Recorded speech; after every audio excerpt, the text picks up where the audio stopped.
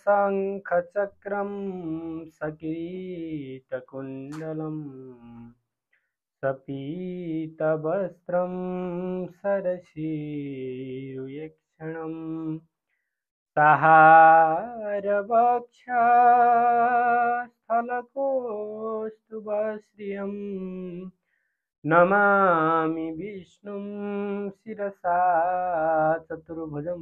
नमस्कार आदरणीय श्रद्धालु भक्तजनहरू, हामीले सधैँका जसरी हिजो अस्तिका जसरी नै आज पनि यो पञ्चदश अध्याय वाचन गर्न गइरहेका छौँ। त्यहाँभन्दा पहिला हातमा मन्त्र पुष्पाञ्जली लिएर यो श्रवण गर्नुभन्दा अगाडि हातमा मन्त्र चन्दन अक्षता फुल लिएर हात जोड्नुहोला सबैजनाले। ओम यं ब्रह्मा वरुणेन्द्र रुद्रमरुतस्तुन्वन्ति दिव्यैस्तवैः वेदैः साङ्गपदक्रमोपनिषदैः गायन्ति यं सामगाः ध्यानावस्थिततद्गतेन मनसा पश्यन्ति यं योगिनो यस्यान्तं न विदुषुरासुरगणा देवाय तस्मै नमः। श्रीमच्चन्दनचर्चितो जलवपु शुक्लाम्बरा मल्लिका मालालङ्कृतकुण्डला प्रविलसन् मुक्तावलीशोभिता सर्वज्ञाननिदानपुस्तकधरा रुद्राक्षमालाकरा वाग्देवी वदनाम्बुजे वसतु मे त्रैलोक्यमाता चिरं। मुखं करोति वाचालं पङ्गुलङ्गायते गिरिं यत्कृपातमहं वन्दे परमानन्दमाधवं। नमो भगवते तस्मै व्यासाय मिततेजसे यस्य प्रसादात् वक्ष्यामि नारायणकथामिमं। नारायणं नमस्कृत्य नरं चैव नरोत्तमं देवीं सरस्वतीं व्यासं ततो जयमुदीरये। श्री स्वस्थानी परमेश्वरी देव्यै नमो नमः। यो प्रार्थना गरेर त्यो फुल त्यो पुस्तकमा चढाएर फेरि अब एकचित्त भएर हातमा फुल लिएर ध्यान गर्नुहोला। ध्यान गरेर यो अध्याय कथा श्रवण गर्नुहोला। अतः पञ्चदशोऽध्यायः तारकासुरवध उपाख्यान। कुमारजी आज्ञा गर्नुहुन्छ, हे अगस्त्य मुनि, एक दिन पार्वतीले बुकुवा घस्ता निस्केको मयलको मूर्ति बनाए। द्वारमा पाले राखेकी थिइन्। महादेव बाहिरबाट आएर भित्र जान खोज्दा त्यस मूर्तिले जान दिएन। त्यससित युद्ध गरी त्यसको शिर छेदन गरेर भित्र जानुभयो। अनि पार्वतीले महादेवसित द्वारमा कोही बसेको थिएन भने सोधिन् र महादेवले त्यसको त मैले शिर छेदन गरेर आएँ भन्नुभयो। अनि पार्वतीले त्यो त मेरो पुत्र हो, किन शिर छेदन गर्नुभयो भनी पुत्र भावले स्नेह र शोक गर्न लागिन्। अनि महादेवले, हे पार्वती, मैले थाहा नपाएर त्यस्तो गरेँ, बचाइदिन्छु, शोक नगर भनी बुझाई आफ्ना गणहरूलाई बोलाएर, हे गणो, चारै दिशामा गई पहिले जे भेट्दछौ त्यसको शिर छेदन गरेर लिएर आऊ। अनि चन्द्रबाण दिएर पठाउनु भयो। गणहरू जो आज्ञा भनेर चारै दिशामा हेर्दै जाँदा निकै बेरपछि एउटा हात्ती फेला पारेर महादेवको आज्ञा अनुसार त्यसका उपर चन्द्रबाण प्रहार गरे। त्यो चन्द्रबाण गएर हात्तीको गर्दनमा लागेर शिर छेदन भएर त्यो हात्ती एउटा मात्रै दाँत भएको अग्लो र एकदमै राम्रो रूपसे थियो। त्यस्तो हात्तीको शिर लगेर महादेवको अगाडि राखिदिए।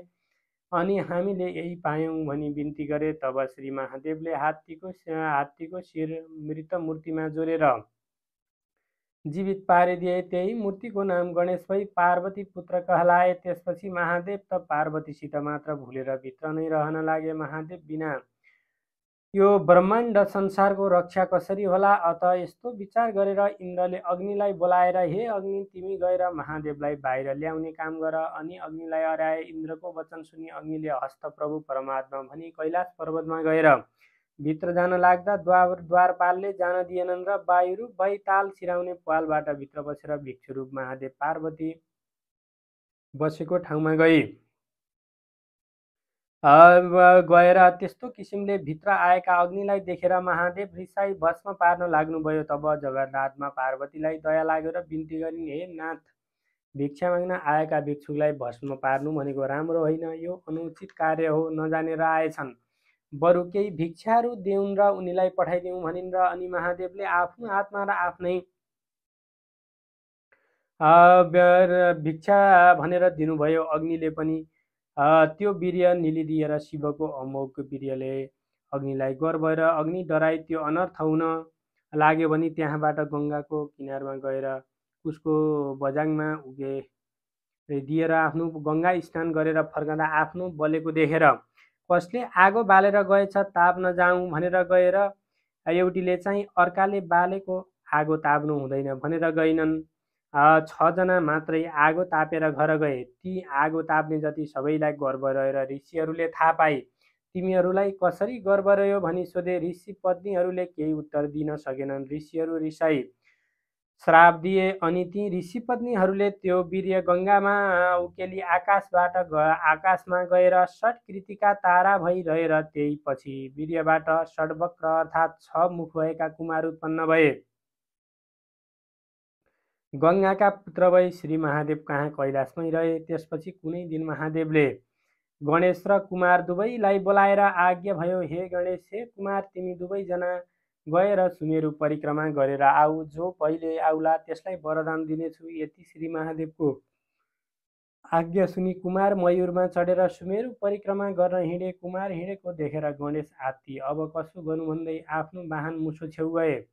मुसोले गणेशलाई चिन्तित भएको देखेर, हे विनायक, किन चिन्तित हुनुभयो, के आपत आइपर्यो भनेर सोध्यो। अनि विनायकले भने, सुमेरु परिक्रमा गरेर आऊ भनी महादेवले आज्ञा भएको र कुमार हिँडिसकेको सारा कुरा सुनाइसके। अब कसो गरौँ त, त्यस्तो म यस्तो लामो सुँड र ठुलो पेट भएको, म हिँड्नै सक्दिनँ, त उड्नै सक्दैनस्। यति विनायकले भनेको सुनि मुसो भन्दछ, हे गणेशजी, तपाईलाई म केही ज्ञान दिन्छु, सुन्नुहोस्। महादेव, पार्वती र गङ्गा तीनैजना बसेको स्थानमा गएर अञ्जली जोरी, हे पिता माता, मेरा सुमेरु पर्वत अनि हजुर सम्पूर्ण देवताका देवता पनि हजुर भनी 3 प्रदक्षिणा गरेर दण्डवत गर्नुहोस्, अनि हजुरलाई अवश्य वरदान प्राप्त हुनेछ। आफ्नो वाहनको त्यस्तो अर्ती मानेर गणेशजीले त्यसै गरे। अनि महादेव प्रसन्न भएर, हे गणेश, तिमी धन्य रहेछौ, वरदान ल्याऊ। स्वर्ग, मर्त्य, पाताल तीनै लोकमा कसैले कुनै पनि काम गर्दा पहिले तिम्रो पूजा नगरेर गर्यो भने सिद्ध हुने छैन, यस्तो वरदान दिनु भयो। उता सुमेरु परिक्रमा गर्न गएका कुमार आइपुगेनन् र गङ्गाले महादेवसित बिन्ती गरिन्, हे जगदीश्वर, गणेशले वरदान पाए तर मेरो पुत्र कुमार आइपुगेन। गङ्गाको यस्तो वचन सुनि महादेव भन्नुहुन्छ, हे गङ्गे, तिमी स्वस्थानी परमेश्वरीको व्रत गर, अनि तिम्रा पुत्र कुमार आइपुग्नेछन्। यति शिवले आज्ञा भएको सुनि गङ्गा प्रसन्न भइन् र व्रत विधि सोधिन्। अनि महादेवले स्वयं व्रत विधि बताउनुभयो, हे गङ्गे, पौष शुक्ल पूर्णिमाको दिनदेखि हात खुट्टाका नङ काटी स्नान गरी पवित्र भई एकभक्त रही एकचित्त गरी मेरो पुत्र कुमार झट्ट आइपुगोस् भनी नित्य मध्याह्नकालमा श्री महादेवको पूजा गर्न लागिन्।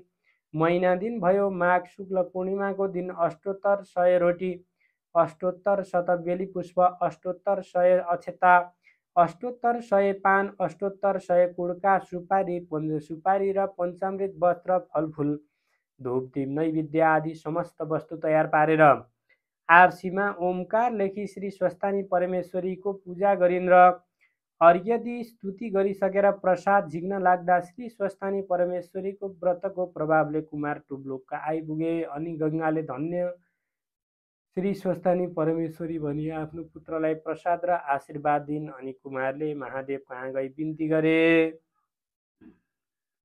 हे पिता, म पनि वरदान पाऊँ। अनि महादेवले आज्ञा भयो, हे कुमार, स्वर्ग, मर्त्य, पाताल तीनै लोकमा कसैले केही काम गर्दा पहिले तिम्रो पूजा नगरेर गरे भने त्यो कार्य सिद्ध नहोस् भनी वरदान दिनुभयो। यति कथा सुनिसकी अगस्त्य मुनि फेरि बिन्ती गर्दछन्, हे कुमार, तारकासुर दैत्यले कसको तपस्या गरेर वरदान पाई अमरावती समेत लियो। फेरि त्यसलाई कसले र कसरी मारे र इन्द्रले फेरि अमरावती प्राप्त गरे यो वृत्तान्त आज्ञा गर्नुहोस्। यति अगस्त्य मुनिको बिन्ती सुनि कुमारजी आज्ञा गर्नुहुन्छ। हे मुनि, कश्यप ऋषिको पुत्र तारकासुर एक दिन दुग्ध प्रभा तीर्थमा स्नान गर्न गएको थियो। त्यही पेन्ची मुनिले तपस्या गरेको देखेर उसलाई पनि तपस्या गर्न मन लाग्यो र पेची मुनिसँग सोध्यो, हे मुनीश्वर, तिमीले तपस्या गरेको देख्दा मलाई पनि तपस्या गर्न मन लाग्यो, अतः कसरी त्यो गर्ने हो? मुनिले भने, हे तारकासुर, तिमीलाई तपस्या गर्ने इच्छा भए यिनै दुग्धप्रभा नदीको सिरानमा हिमालय पर्वत छ, त्यहीँ गई यसरी ब्रह्माजीको तपस्या गर। मुनिको त्यस्तो उपदेश सुनि त्यतैबाट सरासर हिमालय पर्वत पुगी ठुलो कष्ट सहेर 1000 वर्षसम्म ब्रह्माको तप र आराधना गर्यो। अनि ब्रह्माजी प्रसन्न भएर सामुन्य आई आज्ञा भयो, हे तारकासुर, तिम्रो तपस्याले म प्रसन्न भएँ, वरदान माग। अनि तारकासुरले ब्रह्मालाई दण्डवत प्रणाम गरी बिन्ती चढाएर, हे ब्रह्मन, हजुरले सृष्टि गरेका 5 वर्ष नागिसकेका कुनै पनि प्राणीले मलाई सङ्ग्राममा मार्न नसकुन्, फेरि जसले मेरो शिर भूमिमा खसाल्छ त्यसको पनि तत्काल शिर फुटेर मरोस्, फेरि म समस्त देवतालाई जित्न समर्थ हौँ। यस्तो वरदान माग्दा ब्रह्माजीले तथास्तु भनी ब्रह्मास्त्र समेत दिई अन्तर्ध्यान हुनुभयो। त्यसपछि तारकासुर उन्मत्त भएर कसैलाई तृण बराबर पनि नठानी अनेक दानव साथमा लिई अमरावती गयो। त्यसरी सैन्यसहित तारकासुर आएको देखि देवराज इन्द्र रिसाई सकल देवता साथ लिई आफ्ना आफ्ना शस्त्र अस्त्र लिई सङ्ग्राममा अघि सरेर दुवै पक्षको भयङ्कर युद्ध हुँदा देवताहरूले तारकासुरका कोटी कोटी सैन्य मारिदिए। आफ्ना सेना त्यसरी नाश भएको देखि तारकासुरले आफ्ना गुरु शुक्राचार्यलाई बिन्ती गर्यो, हे गुरु, देवताहरूले मेरो कोटी कोटी सेना मारिसके, म के उपाय गरौँ? अब हजुरले हाम्रा उद्धार गर्नु पर्यो। तारकासुरको त्यस्तो प्रार्थना सुनि शुक्राचार्यले सञ्जीवनी विद्याको प्रयोग गरेर जल छर्किदिना साथ मरेका दैत्य समस्त जीवित भएर फेरि युद्धमा अघि सरे। त्यसरी आफूले मारिसकेका दैत्यहरू फेरि शुक्राचार्यले बचाइदिएको देखि इन्द्र रिसाई ऐरावत हात्तीमा चढेर वज्र प्रहार गरेर यसरी देवता र दैत्यको 10,000 वर्षसम्मको घोर युद्ध भयो। त्यसमा दुवै पक्षका कोटी कोटी सेनाको संहार भयो। दैत्यहरू मरे पनि शुक्राचार्यले बचाइदिने र देवताहरू मरै हुने भएर इन्द्र समेत समस्त देवताहरू हार मानी स्वर्गबाट भागे। गुरु बृहस्पति कहाँ गएर सङ्ग्रामको सारा स्थिति बताए। अनि गुरु बृहस्पतिले भने, हे सुरराज, यस सङ्ग्राममा तिम्रो विजय हुन सक्दैन, किनकि तारकासुर दैत्यले 1000 वर्षसम्म कठोर तप गर्दा ब्रह्मजी प्रसन्न भई मैले सृष्टि गरेका 5 वर्ष नागेका प्राणीले तँलाई मार्न सक्ने छैनन् भनी यस्तो वरदान दिनुभएको छ। अतः तिमीहरू केही काल कतै बिताई महादेवका पुत्र भएपछि मात्र अनि तिमीहरू महादेवका शरणमा जाओ भन्दा देवताहरू त्यहाँबाट आई मध्यमण्डलमा मृगस्थलीमा लुकेर बसेका थिए। देवताहरू भागेपछि तारकासुर तिनै लोकको राज्य भोगी सुखपूर्वक रहेको थियो। हे मुनि, अमरावतीबाट लखेटिएका सुरेन्द्र धेरै कालसम्म त्यहीँ लुकिरहेपछि एक दिन समस्त देवतालाई डाकेर भने, हे देवताओ, पापिष्ट तारकासुरले अमरावती खोसेर हामीलाई दुःख दिएको धेरै समय भइसक्यो। अब त्यसको संहार गरेर फेरि अमरावती लिनु पर्दछ। त्यो कसरी भने, महादेवका कुमार र गणेश 2 पुत्र भएका छन्। तिनले हाम्रो शत्रु तारकासुरलाई अवश्य मारिदिनेछन्। अब कैलाशमा गए महादेवसित आफ्नो दुःख बिन्ती गरौँ। यति सल्लाह गरेर सबै देवता सहित इन्द्र शिवजी कहाँ पुगेर अनि, हे जगदीश्वर, पापिष्ट तारकासुरले अमरावती खोसी हामीलाई दुःख दिएको धेरै काल भयो। अब त्यसको संहार गरी समस्त देवताको कल्याण गर्नुहोस्। इन्द्रादि देवताहरूको यस्तो प्रार्थना सुनि महादेवले भन्नुभयो, हे देवताओ, तारकासुरलाई मैले मार्न हुँदैन, मेरा पुत्र कुमारले मारिदिनेछन्। अब समस्त देवता, यक्ष, गन्धर्व आदि सबैले कुमारलाई सेनापति बनाई युद्ध गर्न जाओ, पछि म पनि आउनेछु। यति महादेवको आज्ञा सुनि इन्द्रादि 33 कोटी देवता, यक्ष, गन्धर्व, भूत, प्रेत, प्रमथगण समेत भई तारकासुरसँग युद्ध गर्न पिनाक धनु लिई प्रस्थान गरे। तर गणेशलाई भन्न बिर्सेछन्। अनि गणेशले आफ्नो वाहन मुसोसित भने, हेर, मलाई वरदान दिएर पनि हेला गरे। गणेशजीको कुरा सुनि मुसोले मुसोले भन्यो, हे विनायक, हजुरलाई अन्यथा गरेको होइन भन्न बिर्से, म अहिल्यै सम्झाएर आउँछु भनी गएर प्रस्थान गरिराखेको पिनाक धनुको तान्दो काटेर आयो।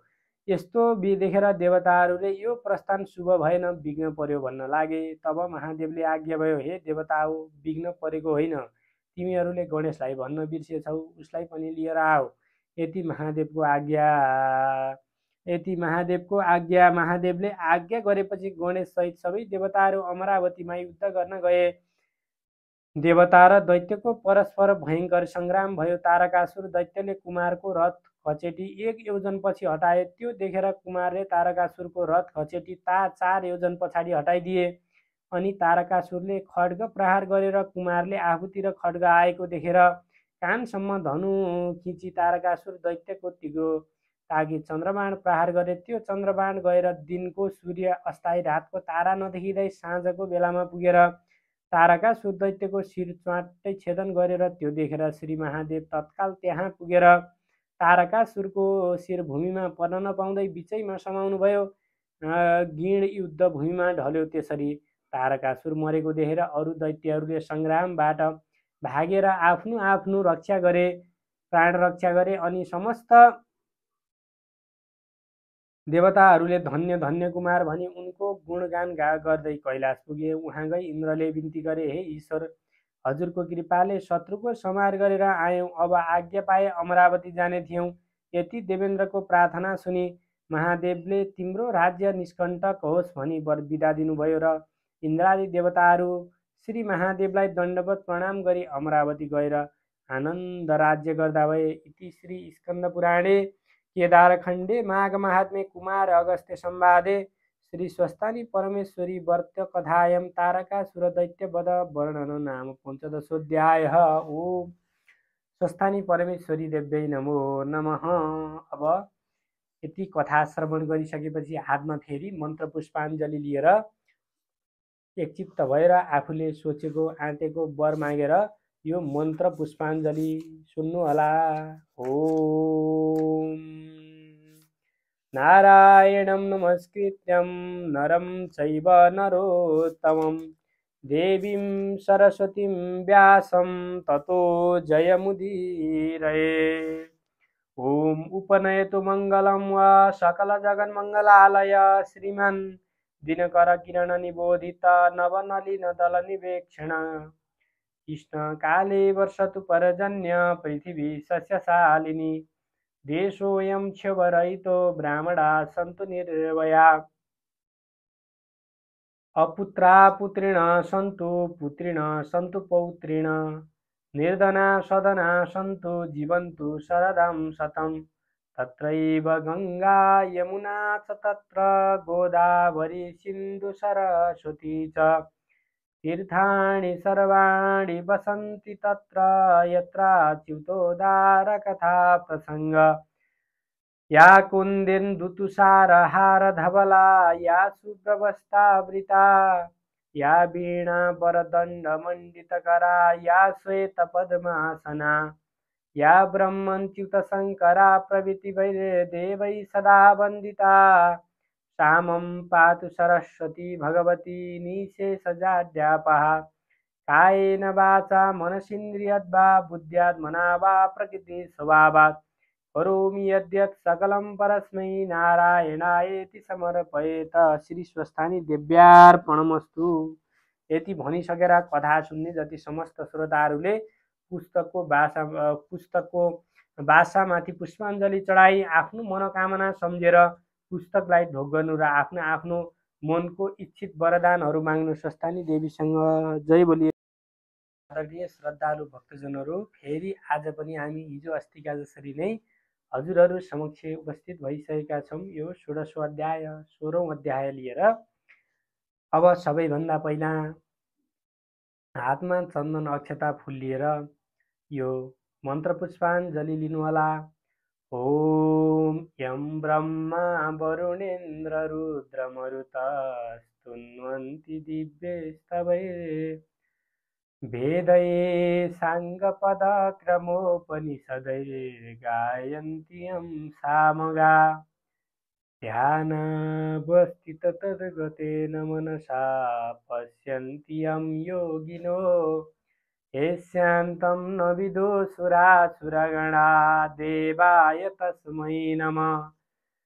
श्रीमच्चन्दनचर्चितो जुलवपु शुक्लाम्बरा मल्लिका मालालङ्कृतकुण्डला प्रविलसन्मुक्तावलीशोभिता सर्वज्ञाननिदानपुस्तकधरा रुद्राक्षमालाधरा वाग्देवी वदनाम्बुजे वसतु मे त्रैलोक्यमाता चिरम्।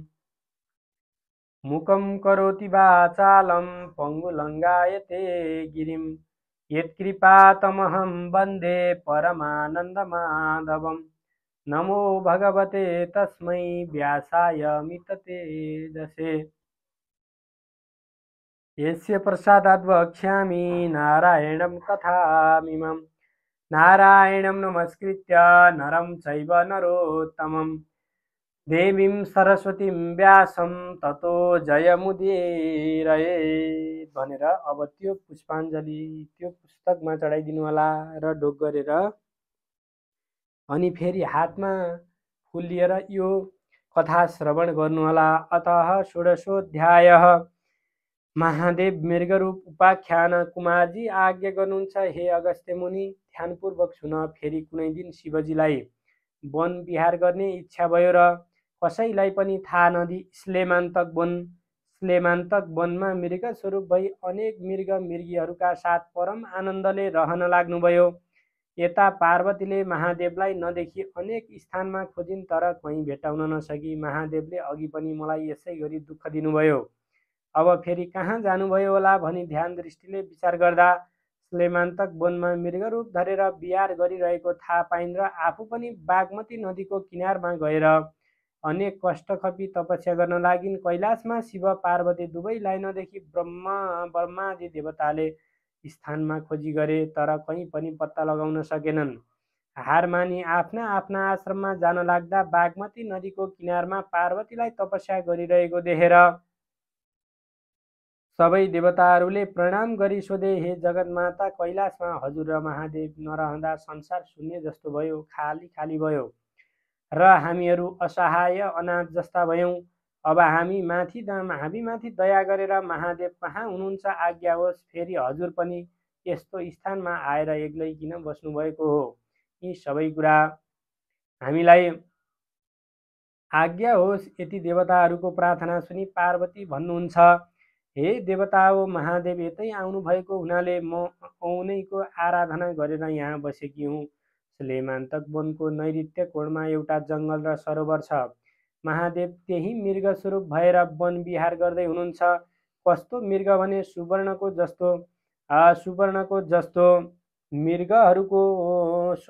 जस्तो मृगवर्ण भएको, तीन नेत्र एक सिङ भएको मृगहरूको समूहमा सबैभन्दा ठुलो मृग स्वरूप धारण गरेर बस्नुभएको छ। अब तिमीहरू त्यहीँ गएर खोजी गर अनि महादेवको दर्शन पाउने छौ। पार्वतीको वचन अनुसार देवताहरूले त्यहीँ गएर खोजी गरे, पाउन सकेनन्। ब्रह्मा विष्णु इन्द्र तिनै देवताले अनेक स्तुति गर्दै खोज्न लागे।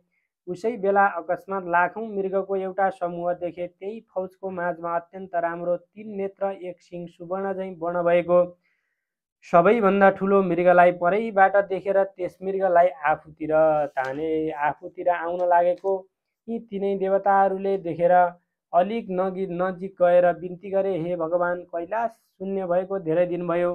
हे दयाका सागर, हामी त्रिदेव ब्रह्मा विष्णु इन्द्रमाथि दया गरी दर्शन दिनुहोस्। यस्तै अनेक स्तुति गर्दै मृग स्वरूप शिवका नजिक गएर आफूतिर आउन लागेका देखेर देवतालाई देखेर रुद्र मृग उफ्री उफ्री भाग्न लागेर रुद्र मृगको त्यस्तो चाला देखेर विष्णु भगवान भन्नुहुन्छ, हे देवेन्द्र, हामीहरूको प्रार्थनाले महादेव चैतन्य हुने भएनन्। अब हामी तीन व्यक्तिले तीनै तर्फबाट घेरा दिएर समातौँ। विष्णुको यस्तो वचन सुनेर हुन्छ भने तीन देवताले तीनतिर उभि घेरा दिएर रुद्र मृग रूपको सिङको जरामा विष्णुले, माझमा ब्रह्माले, टुप्पामा इन्द्रले बलपूर्वक समातेर ती त्रिदेवले समाउनासाथ मृग रूप अन्तर्ध्यान भई सिंह मात्र त्रिदेवका हातमा रह्यो र त्रिदेवले बेसरी समातेका हुनाले त्यो सिंह 3 टुक्रा भई तिनै देवताका हातमा एक एक टुक्रा आयो। त्यस्तो भएको देखेर यो हामीले ठुलो अपराध गर्यौँ, साह्रै अनर्थ गर्यौँ, अब के गर्ने भन्दै तिनै देवताहरूले हे शम्भो हाम्रो यो अपराध क्षमा गरिबक्सियोस् भनी स्तुति गर्न लागे। ब्रह्मा विष्णु र इन्द्रले त्यसरी स्तुति गरेको देखेर दयाका सागर महादेव प्रसन्न भई ज्योति स्वरूपको दर्शन दिनुभयो। अनि देवताहरूले खुसी भई दण्डवत प्रणाम गर्दा भए। अनि महादेव आज्ञा गर्नुहुन्छ, हे देवता हो, तिमीहरूको स्तुतिले म प्रसन्न भएँ, वर माग। महादेवको त्यस्तो आज्ञा सुनेर ब्रह्मा विष्णु र इन्द्र बिन्ती गर्दछन्, हे प्रभु परमात्मा, हजुरको ध्यान कहिल्यै पनि नबिर्सौँ, सदा हाम्रो हृदयमा रहिरहोस्। अरू हामीलाई केही पनि वरदान चाहिन्न, केवल हजुरका चरणको भक्ति चाहन्छौँ। देवताहरूको त्यस्तो वचन सुनेर महादेवले तथास्तु भन्नुभयो। फेरि तिनै देवताले भने, हे ईश्वर, यो हजुरको सिंह 3 टुक्रा पारेको हामीहरूको अपराध क्षमा गरी यो सिंहका 3 टुक्रा के गर्ने हो आज्ञा होस्। अनि शिवजीले आज्ञा गर्नुभयो, हे देवता हो, मेरो सिंह 3 टुक्रा पारेको तिमीहरूलाई कुनै अपराध लाग्दैन र शङ्का मान्नु पर्दैन। बरु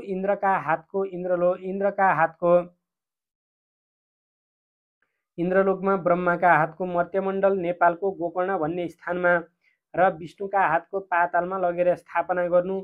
यति शिवजीको आज्ञा सुनि ब्रह्मा विष्णु र इन्द्र तिनै देवताले दण्डवत प्रणाम गरेर विदा भएर उपरोक्त तिनै स्थानमा लगी सिंह स्थापना गरेर आफ्ना आफ्ना आश्रममा गएर अनि महादेव सरासर गएर तपस्या गरिरहेकी पार्वतीलाई काखमा लिई त्यहाँबाट अन्तर्ध्यान भएर कैलाश पर्वतमा पुगी नन्दी भृङ्गी 64 योगिनी भूत प्रेत पिशाच प्रमथगण सहित भई परम आनन्द साथ रहनुभयो। हे मुनि, त्यसपछि नैऋत्य कोणको लङ्कापुरीबाट 10 शिर रावण नित्य गोकर्णमा आएर श्री महादेवका चरणमा दण्डवत गरी नाचगान गरी तपस्या गरेर जान्थ्यो। त्यही क्रमले निकै दिन बितेपछि एक दिन शिवजीले विष भाङ धतुरो खाई अचेत भइरहेको बेलामा रावण आएर दण्डवत गरी नाचगान र मृदङ्ग बजाई स्तुति गर्न लाग्यो र दिगम्बर शिव प्रसन्न हुनुभयो। अनि हे रावण, तेरो तपस्या र सेवाले म प्रसन्न भएँ, वरदान माग, जे मागे पनि दिन्छु, मेरो निम्ति संसारमा अदेय केही पनि छैन। महादेवको यस्तो वचन सुनि रावण भन्दछ, हे ईश्वर, हजुरको कृपाले मसँग सबै वस्तु छ, मलाई केही पनि चाहिन्न। रावणको त्यस्तो कुरा सुनि महादेवले फेरि आज्ञा भयो, हे रावण, केही एक थोक नमागी सुख पाउनस्, लौ माग। शिवको त्यस्तो इच्छा बुझी रावणले मनमा विचार गर्यो, अब मैले माग्ने कुरा के छ र? माग्ने महादेवका काखमा बसेकी सकल लक्षण युक्त पार्वती नै माग्दछु। यस्तो निश्चय गरेर बिन्ती चढाएर, हे प्रभु, मलाई अरू केही पनि चाहिन्न, केवल एउटी पार्वती बक्सुनुहोस् भनेर महादेवले लौ लैजा भनेर पार्वती जिम्मा लगाइदिनु भयो। रावण पनि जगन्माता पार्वतीलाई पिठ्यूमा बोकेर शिवजीसँग बिदा मागी हिँड्यो र यो सबै कुरा वैकुण्ठनाथ विष्णुले थाहा पाए। अनर्थ हुन आँट्यो भन्दै तत्काल हावाभन्दा पनि शीघ्र गतिले मोहिनी रूप धारण गरी रावण कहाँ पुगेर भन्नुभयो, हे महाशय, तिमी को हौ? कहाँबाट आइरहेका छौ? पीठमा बोकेकी यी सुन्दरी को हुन्? किन बोकेर ल्यायो र कहाँ लैजाने विचार छ? रावणले भन्यो, हे सुन्दरी, लङ्कापुरीको राजा रावण भनेको मै हुँ।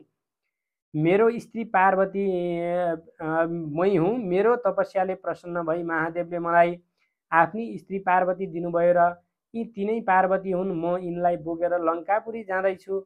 यति रावणको कुरा सुनि मोहिनी भन्न लागिन्, हे वीर रावण, के तिमीलाई लाज लाग्दैन? के ती पार्वती हुन्? तिमीलाई छलेर महादेवले मायाद्वारा रचेकी स्त्री दिएछन्। तिमी जस्ता राजा र वीर व्यक्तिले यस्ती स्त्री पीठमा बोकेर हिँडेको कसैले देखे भने के भन्लान्? यी पार्वती होइनन्, तिमीलाई महादेवले झुक्क्याएछन्। बरु पार्वती लैजाने इच्छा भए म तिमीलाई पार्वती पाइने स्थान बताइदिन्छु, सुन। महादेवले आसन गरी राखेको बाघको छालाभित्र वास्तविक पार्वती लुकाइराखेका छन्, त्यही मागेर लैजाऊ। यति भनी अनेक हाउभाव कटाक्षले छोपी मोहिनी स्वरूप विष्णुले कुरा गर्दा रावणको चित्त बुझ्यो र पार्वतीलाई त्यहीँ छाडेर आफू फेरि कैलाशमा पुग्यो र यता विष्णुले पार्वतीलाई वैकुण्ठ लगी पूजा र सत्कार गरेर राखेर उता महादेव कुचेष्टा भइरहेकै थिए। त्यसै बेला रावण पुगेर बिन्ती गर्यो, हे ईश्वर, हजुरले मलाई छलेर पार्वती भनी मायाले एउटी स्त्री बनाइदिनु भएछ। त्यो कुरा थाहा पाई मैले बाटैमा फालेर आएँ। दिने इच्छा भए हजुरले आसन गरिराखेको बाघको छालाभित्रको पार्वती दिनुहोस्। रावणले यति भनेको सुनि महादेवले ध्यान दृष्टिले विचार गर्दा पार्वतीलाई विष्णुले लगेछन् भन्ने थाहा पाई मायाले एउटी स्त्री उत्पन्न गरेर आसन गरिरहेको बाघको छालाभित्रबाट झिकेर लौ लैजा भनिदिनुभयो। रावण अत्यन्त प्रसन्न भएर माया रचित स्त्रीलाई पीठमा बोकी लङ्कापुरी गयो र यता विष्णुले पार्वतीलाई महादेव कहाँ पुर्याई वैकुण्ठ जानुभयो। कुमारजी आज्ञा गर्नुहुन्छ, हे अगस्त्य मुनि एकचित्त भएर सुन। एक दिन महादेवले पार्वतीसित सल्लाह गरी मानसरोवर तलाउमा राजहंस भएर जल क्रीडा गर्न जानुभएको थियो। त्यसै मौकामा अन्तपुर नामको नगरमा बस्ने एउटा जालन्धर थियो। त्यसकी वृन्दा नामकी अत्यन्त पतिव्रता स्त्री थिइन्। एक दिन ती दुवै पति पत्नी बसेर ठट्टा गरिरहेका थिए। त्यसै बखत जालन्धर अकस्मात बेसरी हाँस्यो र वृन्दाले सोधिन्, हे स्वामी किन यसरी हाँस्नुभयो? जालन्धरले भन्यो, हे वृन्दा तिमी जस्ती सुन्दरी पत्नी अरू कसकी होली भन्ने लागेर हाँसेको हुँ, अरू कुनै कारण होइन। वृन्दाले उत्तर दिने, हे स्वामी म के राम्री छु र महादेवकी स्त्री पार्वतीलाई देखे के गर्नु होला? वृन्दाको यस्तो कुरा सुने जालन्धरले भन्यो, हे स्त्री यो कुरा साँचो हो, त्यसो भए म पार्वतीलाई छल्न जान्छु। यति कुरा गरी मायाले महादेवको रूप धारण गरे। कैलाश पुगेर पार्वतीले महादेव आउनुभयो भनी सुनको कमण्डलु लिई पाउ धुन ढोकामा आइन्। पार्वतीलाई देख्नासाथ महादेव रूपधारी जालन्धर मूर्छा परेर लड्यो। अनि पार्वतीले ध्यान दृष्टिले विचार गर्दा आफूलाई छल्न महादेवको रूपधारी जालन्धर आएको थाहा पाई द्वारपाललाई भनिन्, हे नन्दी, हे भृङ्गी, यहाँ कोही आए पनि मलाई नसोधी भित्र पस्न नदिनु भनी आफू कसैले नदेख्ने स्थानमा गएर लुकी रिसले चुर भई विष्णुको आराधना गरिन्। पार्वतीले क्रोधित भएर आराधना गरेको विष्णु भगवानले थाहा पाई गरुडमा चढेर तत्काल कैलाश पर्वतमा पार्वती कहाँ पुग्नुभयो। हे पार्वती मलाई किन आराधना गरेकी भनी सोध्नुभयो र अनि पार्वती भन्दछिन्, हे विष्णु महादेव जल क्रीडा गर्न मानसरोवर तलाउमा राजहंस भई आनन्द मनाउँदै हुनुहुन्छ। त्यही मौकामा मलाई छल्न महादेवको रूप धारण गरी पापिष्ट जालन्धर आयो र मैले थाहा नपाई महादेव नै पाल्नुभयो भनी पाउ धुन बाहिर ढोकामा जाँदा मलाई देख्नासाथ मूर्छा परी भूमिमा ढलेको देख्दा महादेव भए मलाई देख्नासाथ मूर्छित हुनु पर्दैन थियो। यो कुन पापी मलाई छल्न आयो होला भनी ध्यान दृष्टिले विचार गर्दा जालन्धर रहेछ भन्ने जानी द्वारपाललाई त्यहाँ कोही आए भित्र नपठाउनु भन्ने आदेश दिएर यहाँ आई तपाईँको आराधना गरेकी हुँ। अब जे गर्नुपर्ने हो तत्काल गर्नुहोस्। यति पार्वतीको वचन सुनि विष्णु भगवान भन्नुहुन्छ, हे पार्वती माता, पापिष्ट जालन्धरले तपाईँलाई दगा गर्न माया रूप धारण गरेर आएपछि म गएर त्यसकी पतिव्रता स्त्री वृन्दाको सत्य डगाएर आउँछु। यसमा कुनै शङ्का छैन। म पहिले मानसरोवर गएर महादेवलाई यहाँ पठाइदिन्छु। यति भनेर पार्वतीसित बिदा भई ठुलो बेगले मानसरोवरतिर जाँदा भए। इति श्री स्कन्दपुराणे केदारखण्डे माघ महात्म्ये कुमारे अगस्त्य संवादे श्री स्वस्थानी परमेश्वरी व्रतकथायां विष्णु मानसरोवर गमनम नाम षोडशोऽध्यायः। यति भनेर कथा श्रवण गरिसकेपछि त्यो पुस्तकमा चढाई फेरि मन्त्र पुष्पाञ्जलि लिनुहोला। ओम उपनयतु मंगलम वा सकल जगन्मंगलालय श्रीमान दिनकर किरण निबोधित नवनलिन दल निवेक्षण कृष्ण काले वर्षतु परजन्य पृथिवी सस्यशालिनी देशोऽयं क्षोभरहितो ब्राह्मणा सन्तु निर्भया अपुत्रा पुत्रिणा सन्तु पुत्रिणा सन्तु पौत्रिण निर्धना साधना सन्तु जीवन्तु शरदं शतम् तत्रैव गंगा यमुना च तत्र गोदावरी सिन्धु सरस्वती च तीर्थानि सर्वाणि वसन्ति तत्र यत्राच्युतोद्धार कथा प्रसंग या कुन्दिन्दु तुषार हार धवला या शुभ्रवस्त्रावृता या वीणा वरदण्ड मंडितकरा या श्वेत पद्मासना या ब्रह्माच्युत शंकर प्रभृतिभिरे देवै सदा वन्दिता श्यामं पातु सरस्वती भगवती निशेषजाड्यापहा कायेन वाचा मनसीन्द्रियद्वा बुद्ध्यात्मना वा प्रकृति स्वभावात् करोमि यद्यत् सकलं परस्मै नारायणायेति समर्पयेत् भनेर पुस्तकमा चढाएर आफ्नो मनोकामना जे जे छ स्वस्थानी मातासँग प्रार्थना गरेर मनोकामना पूर्ण होस् भनेर स्वस्थानी मातासँग प्रार्थना गर्नु। जय बोली श्री स्वस्थानी माताको जय हो। ये श्रद्धालु भक्तजनहरू, फेरि पनि हामी उपस्थित भइसकेका छौँ। आज हाम्रो 17औं अध्याय वाचन गर्नेछौँ। त्यहाँभन्दा पहिला हातमा मन्त्र पुष्पाञ्जली लिएर स्वस्थानी परमेश्वरी देवीको ध्यान गर्नुहोला। ओम यं ब्रह्मा वरुणेन्द्र रुद्रमरुतस्तुन्वन्ति दिव्यैस्तवैः वेदैः साङ्गपदक्रमोपनिषदैः गायन्ति यं सामगा ध्यानावस्थिततद्गतेन मनसा पश्यन्ति यं योगिनो यस्यान्तं न विदुः सुरासुरगणा देवाय तस्मै नमः। श्रीमच्चन्दनचर्चितोज्ज्वलवपु शुक्लाम्बरा मल्लिका मालालङ्कृतकुण्डला प्रविलसन्मुक्तावली शोभिता सर्वज्ञाननिदानपुस्तकधरा रुद्राक्षमालाकरा वाग्देवी वदनाम्बुजे वसतु मे त्रैलोक्यमाता चिरम्। मुखं करोति वाचालं पङ्गुलङ्घयते गिरिं यत्कृपातमहं वन्दे परमानन्दमाधवम्। नमो भगवते तस्मै व्यासाय अमिततेजसे यस्य प्रसादात् वक्ष्यामि नारायणकथामिमम्। नारायणं नमस्कृत्य नरं चैव नरोत्तमं देवीं सरस्वतीं व्यासं ततो जयमुदीरयेत्। त्यति भनेर यो मन्त्र पुष्पाञ्जली पुस्तकमा चढाई। अब फेरि हातमा चन्दन अक्षता पुष्प लिएर आज हामी सप्तदशोध्याय 17औं अध्यायमा प्रवेश गर्न गइरहेका छौँ। यो सम्पूर्ण वाचन गर्नेछौँ। एकचित्त भएर मनोकामना सम्झेर यो श्रवण गर्नुहोला। अथ सप्तदशोध्याय वृन्दा धर्महरण उपाख्यान। कुमारजी आज्ञा गर्नुहुन्छ हे अगस्त्य मुनि। त्यसपछि महादेव राजहंसहरूका राजा भएर मानस सरोवरमा अनेक हंसका साथ जल क्रीडा गरिरहनु भएको थियो। त्यही अवसरमा विष्णुलाई ठुलो बेगले आएको देखि राजहंस स्वरूप महादेव भन्नुहुन्छ, हे विष्णु, यस्तो बेगले म कहाँ के काम परेर आयौ? तिमीले के कष्ट आइलाग्यो भन। यति महादेवको वचन सुनि विष्णु गरुडबाट ओर्ली दण्डवत प्रणाम गरेर बोले, हे ईश्वर, हजुर यता आएपछि हजुरको रूप धारण गरी जालन्धर पार्वतीलाई छल्न कैलाश पुगेछ र पार्वतीले मलाई छल्न जालन्धर आएछ भन्ने थाहा पाए। त्यहाँ नबसेर कसैले नदेख्ने स्थानमा लुकी मलाई डाक्नुभयो अनि म गएर सारा विस्तार बुझी यहाँ आएको हुँ। अब म गएर त्यसकी स्त्री वृन्दाको पतिव्रता धर्मनाश गरेर आउँदछु। यति विष्णुको वचन सुनि महादेव राजहंसको रूप छाडे आफ्नो रूप धारण गरी क्रोधले राता राता आँखा पारी आज्ञा गर्नुभयो, हे विष्णु, त्यसो हो भने म अब कैलाश जान्छु। तिमी वृन्दा कहाँ गएर त्यसको पतिव्रता धर्मनाश गरेर आऊ। त्यस पापिष्ट जालन्धरलाई म नमारी छाड्ने छैन भन्दै पाखुरा निमोठी क्रोधयुक्त भएर विष्णुलाई पठाए। आफू कैलाश पर्वतमा पार्वती लुकिरहेको स्थानमा पुग्नुभयो अनि महादेव आउनुभएको देखेर पाउ धोई दण्डवत गरेर, हे स्वामी भनी जालन्धर आएको सारा वृत्तान्त वर्णन गरिन्।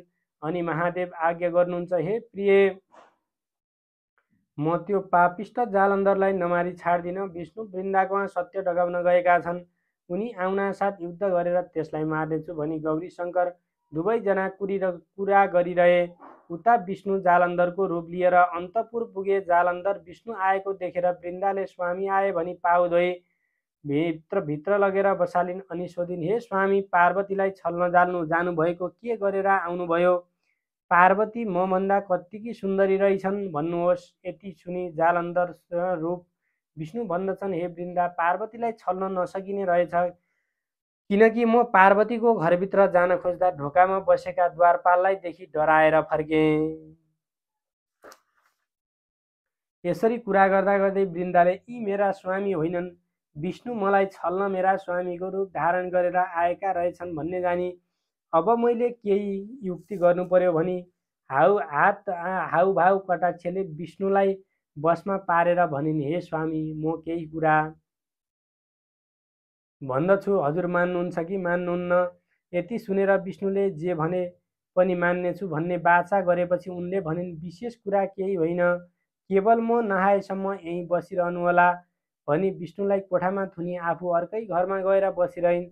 अहिले आउलिन् भरे आउलिन् भन्दै प्रतीक्षामा 4 दिन बिते, तैपनि वृन्दा फर्किनन्। अनि विष्णु चिन्ता गर्न लागे, अब म यसै गरी बसिरहँ भने कति दिन बस्ने, जाउँ भने बाचा हारिदिएको छ, उता महादेव के भन्नुहोला भन्ने चिन्ता अलग्गै छ, कसरी यहाँबाट उम्किने इत्यादि तर्क वितर्क गरिरहे पनि केही गर्न समर्थ थिएनन्। उता महादेवले विष्णु गएको यतिको दिन भइसक्यो, तैपनि किन फर्केनन् भनी ध्यान दृष्टिले विचार गरे। पार्वतीसित भन्नुभयो, हे गिरिजे, वृन्दालाई छल्न गएका विष्णुलाई उसैले छली कोठामा थुनिराखेकी रहेछन्। यति भनी मायाद्वारा एउटा अत्यन्त सुन्दर 16 वर्षको भिक्षुक उत्पन्न गरे। उसलाई भन्नुभयो, हे भिक्षुक, तिमी अन्तपुरको जालन्धरका घरमा गएर भिक्षाम देही भनी वृन्दाले थुनिराखेको विष्णुलाई मागेर ल्याऊ। यति शिवजीको आज्ञा सुनि हुन्छ भनी सरासर जालन्धरका घर पुगी भिक्षाम देही भने। अनि वृन्दाले झ्यालबाट हेरिन् र अत्यन्त राम्रो योगी देखि, यस्तो राम्रो र अलौकिक योगी मैले आजसम्म देखेकी थिइनँ, मेरो घरमा माग्न कहिले पनि आएको थिएन, यस्तो नवीन योगीलाई भिक्षा दिनै पर्दछ इत्यादि विचार गरे। भिक्षा लिएर गइन् र हे योगीराज, के माग्नका इच्छाले आयौ भन भनिन्। अनि योगीले भने, केही माग्ने इच्छाले आएको हुँ, दिने भए माग्दछु, नदिने भए मैले दिने, नदिने भए व्यर्थ के माग्नु। यति कुरा सुनि वृन्दाले भनिन्, मैले दिन हुने वस्तु जे मागे पनि दिनेछु भनी बाचा प्रतिज्ञा गरेपछि योगीले भने, अरू केही चाहिन्न, केवल तिमीले कोठामा थुनिराखेकोलाई माग्दछु, त्यही एउटा देऊ। योगीको वचन सुनेर वृन्दा मनमनै विचार गर्न लागिन्, अब के गरौँ, यस योगीले छल गरेर बाचा बन्धन गराई माग्यो, नदिए बाचा हारिन्छ, जे भए पनि बाचा हार्नु अनुचित हो। यस्तो विचार गरेर कोठामा थुनिराखेका जालन्धर र विष्णुलाई बाहिर ल्याए, योगीको जिम्मा लगाइदिन् र यसरी विष्णुलाई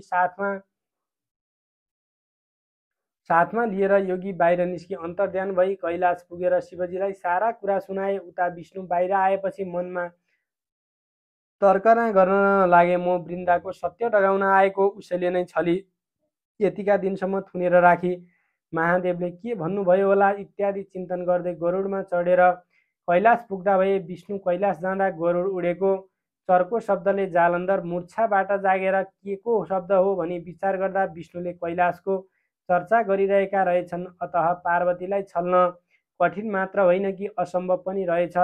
अब यहाँ नबसौँ, घर जाउँ भनेर जालन्धर आफ्नो घर गएर उता विष्णु महादेवको सामुन्ने गएर प्रणाम गरी एकातिर उभिरहे। विष्णुतिर हेरेर महादेवको आज्ञा भयो, हे विष्णु, तिमी वृन्दाको सत्य डगाउन गएका यतिका दिनसम्म त्यहाँ के गरिरह्यौ, आफ्नो काम अर्थात् उसको सत्य डगाउन सक्यौ कि सकेनौ।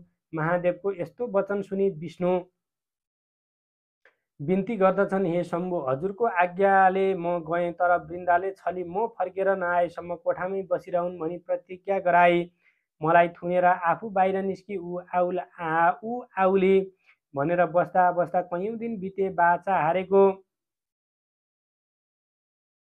प्रतिज्ञा गरेको हुनाले त्यहाँबाट निस्कन नसकेर बसिरहेको थिएँ। पछि एउटा योगीको साथ लगाई छाडिदिएर हजुरको दर्शन गर्न हाजिर भएँ।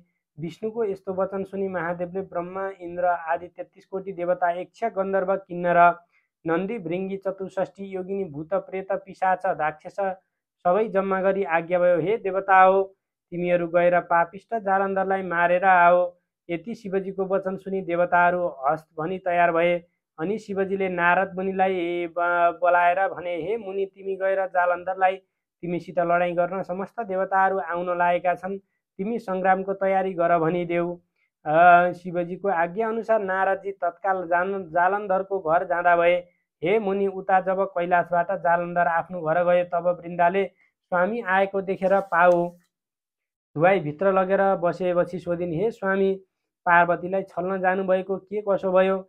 अनि जालन्धर भन्दछन्, हे प्रिय, त्यस विषयमा विस्तारले भन्दछु सुन। म महादेवको भेष धारण गरी कैलाश पुग्दा पार्वतीले देखिन् र सुवर्णको कमण्डलुले मेरो खुट्टा धुन आइन्। त्यसै बेला मैले उनलाई देखेँ। ती भन्दा सुन्दरी स्त्री तिनै लोकमा हुनु असम्भव छ, अतः तिनको अनिन्द्य रूप देख्नासाथ मेरो होस हराई मूर्छा परेर भूमिमा ढलेको थिएँ। पछि उठेर हेर्दा पार्वती कता गइन् केही जान्न सकिनँ। घर फर्केर आएँ।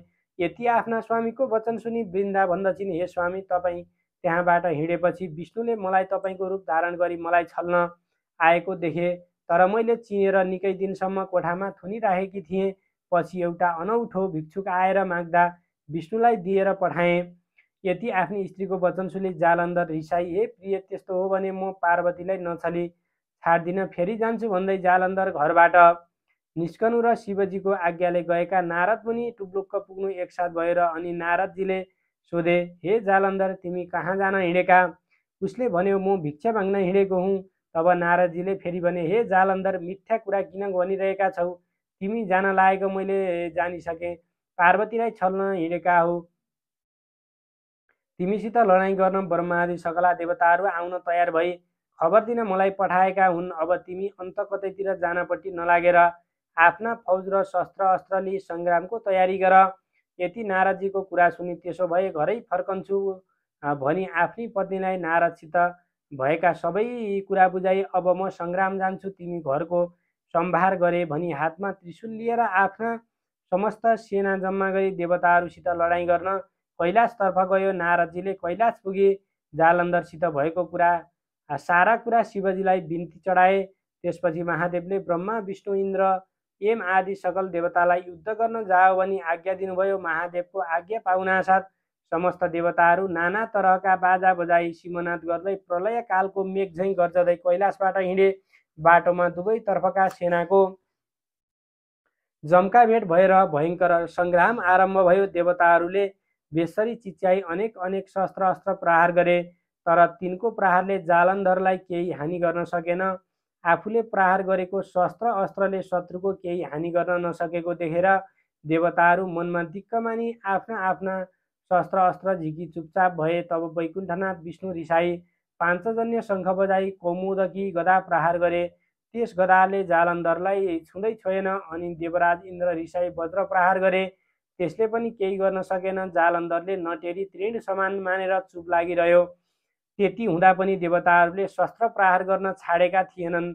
आखिरमा विष्णु भगवानले अब यस्तो चालले केही हुन सक्दैन भनी महादेव कहाँ गएर, हे जगदीश्वर, हामीले जालन्धरलाई मार्न सकेनौँ, तपाईँ बिना त्यसलाई मार्न अरूको शक्ति पनि छैन। अब तपाईँले नै सङ्ग्राममा जानु पर्यो। यदि विष्णुका वचन सुनि महादेवले आज्ञा गर्नुहुन्छ, हे विष्णु, जालन्धरकी स्त्री वृन्दाको पतिव्रता धर्मले गर्दा जालन्धरलाई कसैले मार्न सक्दैन। अत तिमी आफ्नो मायाले छोपी जालन्धरको रूप धारण गरी अन्तपुरमा गएर वृन्दाको पतिव्रता धर्म नष्ट गराऊ। म गएर त्यस पापिष्टलाई मार्दछु। यति शिवजीको आज्ञा सुनि विष्णु त्यहाँबाट बिदा भई तुरुन्त जालन्धरको रूप धारण गरेर बायाँ हातमा त्रिशूल लिई दाहिने हातले डमरू बजाई आफ्नो मायाले छोपी अन्तपुरमा जालन्धरको घर पुगे। भेषधारी जालन्धर आएको देखि वृन्दाले हात पाउ धोइदिएर कोठामा लगेर आसनमा बसालेर सोधिन्, हे स्वामी, महादेवसित युद्ध गर्न जानुभएको के गरेर आउनुभयो? त्यति सुनेर भेषधारी विष्णु आज्ञा गर्दछन्, हे प्रिय, महादेवसितको युद्धमा थकाइ मारौँ भनी विश्राम गर्न आएको हुँ, भोक लागिरहेछ, केही खानेकुरा ल्याऊ। यति सुन्नासाथ वृन्दाले 84 व्यञ्जन तयार पारी भोजन गराइन्। अनि रात परेपछि वृन्दासँग अनेक तरहका वार्तालाप गरेर त्यसको पतिव्रता धर्म नष्ट पारिदिए। रात बितेपछि जालन्धरको रूप छाडी आफ्नो स्वरूप चार बाहुमा शङ्ख चक्र गदा पद्म धारण गरी दर्शन दिए। त्यो देखेर वृन्दा रिसाई, हे पापिष्ट विष्णु, तिमीले कपट गरेर मेरो पतिव्रता धर्म नष्ट गरिदियौ भनिन्।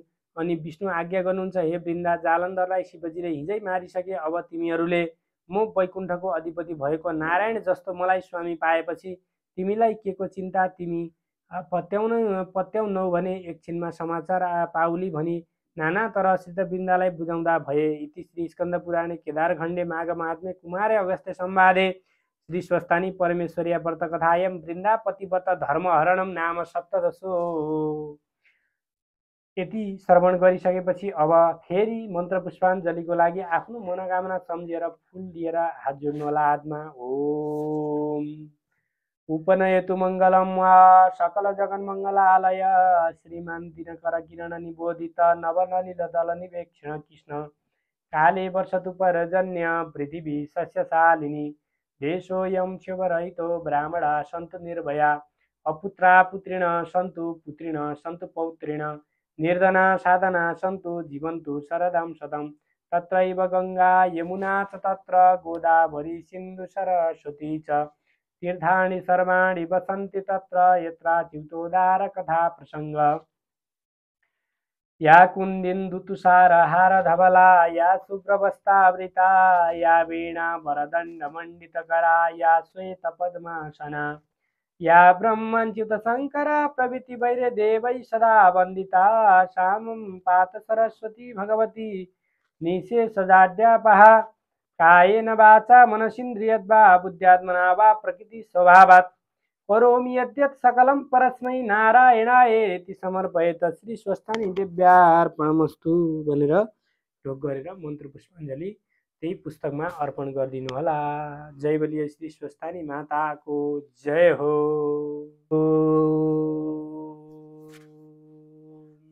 हातमा फुल लिएर मन्त्र पुष्पाञ्जली लिनु होला। र आज हामी 18 अध्याय अष्टादश अध्याय वाचन गर्नेछौँ। हातमा चन्दन अक्षता फुल लिएर मन्त्र पुष्पाञ्जली लिनु होला। ओम श्री गणेशाय नमः, श्री सरस्वत्यै नमः, स्वस्थानी परमेश्वरै नमो नमः। यं ब्रह्मा वरुणेन्द्र रुद्रमरुतस्तुन्वन्ति दिव्यैस्तवैरे वेदये साङ्गपदक्रमोपनिषदैरे गायन्ति यं सामगा ध्यानावस्थिततद्गतेन मनसा पश्यन्ति यं योगिनो यस्यान्तं न विदुषुरासुरगणा देवाय तस्मै नमः। श्रीमच्चन्दनचर्चितो ज्वलवपु शुक्लाम्बरा मल्लिका मालालङ्कृतकुण्डला प्रविलसन्मुक्तावली शोभिता सर्वज्ञाननिधानपुस्तकधरा रुद्राक्षमालाधरा वाग्देवी वदन वनदाम्बुजे वसतु मे त्रैलोक्यमाता चिरं मुखं करोति वाचालं पङ्गुलङ्गायते गिरिं यत्कृपातमहं वन्दे परमानन्दमाधवं। नमो भगवते तस्मै व्यासाय मिततेजसे यस्य प्रसादाद् वक्ष्यामि नारायणकथामिमं। नारायणं नमस्कृत्य नरं चैव नरोत्तमं देवीं सरस्वतीं व्यासं ततो जयमुदीरये। ओम स्वस्थानी परमेश्वरी देव्यै नमः भनेर पुष्पाञ्जली अर्पण गरिदिनु होला। र फेरि हातमा पुष्प लिएर यो कथा श्रवण गर्नु होला। अथ अष्टादशोऽध्याय नागिनी व्रतकृत उपाख्यान कुमारजी आज्ञा गर्नुहुन्छ। हे अगस्त्य मुनि, त्यसपछि महादेवले विष्णुलाई बिदादेखि जालन्धरसित युद्ध गर्न लाग्नुभयो। महादेव र जालन्धरको भयङ्कर सङ्ग्राम भयो। वृन्दाको पतिव्रता धर्म विष्णुले हरण गरिसकेको हुनाले जालन्धर शक्ति क्षीण भई महादेवसित युद्ध गर्न नसके आकाशमा गएर माया युद्ध गर्न लाग्यो। महादेव पनि आकाशमै गएर युद्ध गर्न लाग्नुभयो। त्यसपछि जालन्धरको शक्ति क्षीण भएको जानी विष्णुले वृन्दाको सत्य डगाइसकेछन् भन्ने ठानी तेजिलो त्रिशूलले तिनै नेत्रबाट अग्निको ज्वाला निकाले।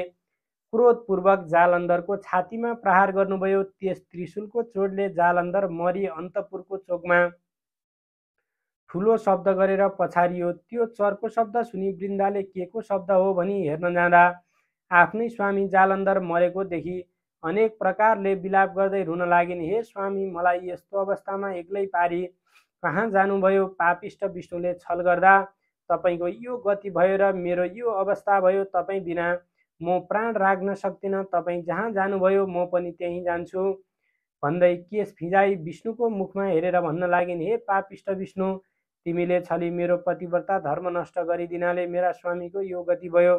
अब म तिमीलाई श्राप दिन्छु। झार हुनु परोस्, घाँस हुनु परोस्, कल्पवृक्ष भएर रहनु परोस्, ढुङ्गा भएर रहनु परोस्, यति 4 थोक श्राप दिएर भनी आफ्नो स्वामीसित सती गई वृन्दाले देह त्यागिन्। हे अगस्त्य मुनि, पतिव्रताको श्राप विष्णुलाई लाग्यो र झार हुनु परोस् भनेकोमा तुलसी भएर रहनु पर्यो, घाँस हुनु परोस् भनेकोमा कुश भएर रहनु पर्यो, कल्पवृक्ष हुनु परोस् भनेकोमा पिपल भएर रहनु पर्यो, ढुङ्गा हुनु परोस् भनेकोमा शालिग्राम भएर रहनु पर्यो।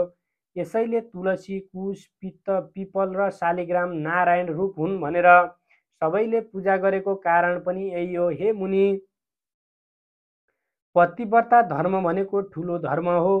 त्यसपछि विष्णु भगवान पृथ्वीमा शालिग्राम, तुलसी, कुश र पिपल भएर रहनुभयो।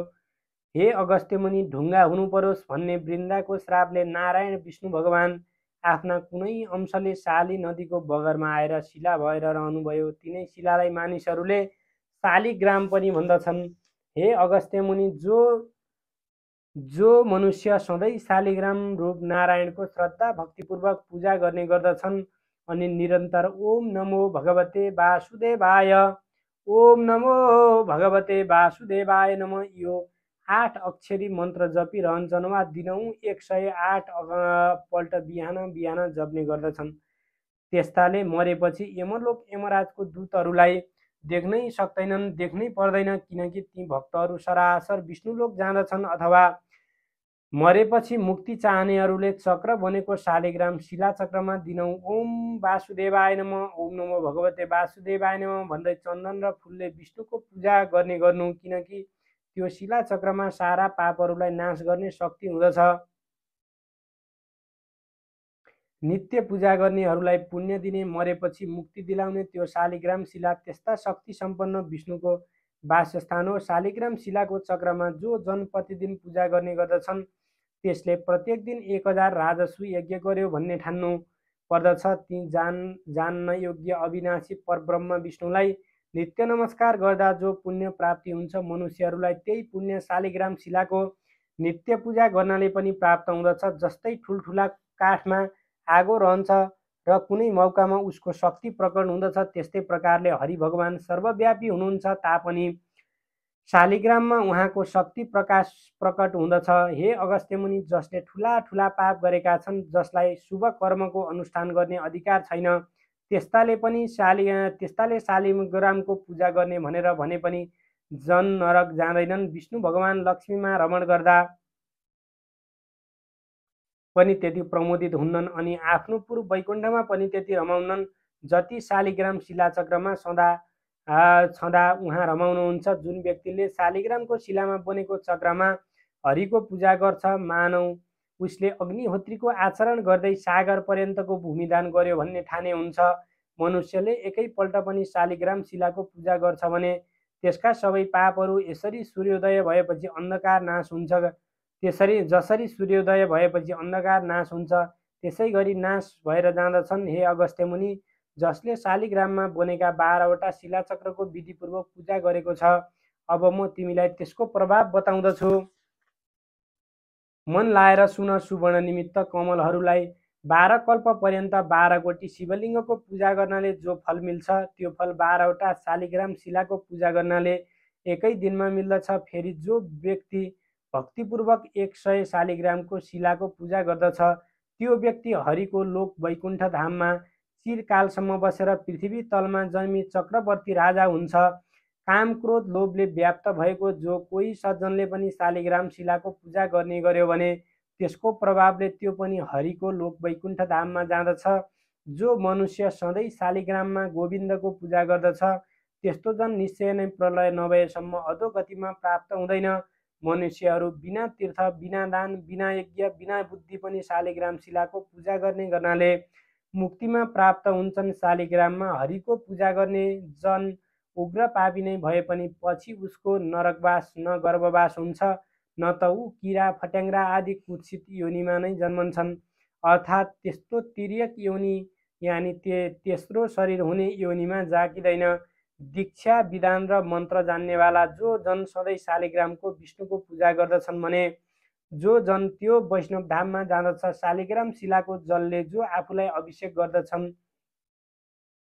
मानव उसले सबै तीर्थहरूमा नुहाएको हुँदछ र सबै यज्ञहरूमा दीक्षित भएको हुँदछ। गङ्गा, गोदावरी, रेवा आदि जो मोक्ष दिने नदीहरू छन्, ती सबै तीर्थसहित भएर शालिग्राम शिलाको जलमा निवास गर्दछन्। तसर्थ नाना प्रकारका नैवेद्यहरूले, फलहरूले, दीपहरूले, चन्दनहरूले, स्तोत्र पाठ, बाजागाजा, गीत आदिहरूले शालिग्राम शिलाको पूजा गर्नुपर्दछ।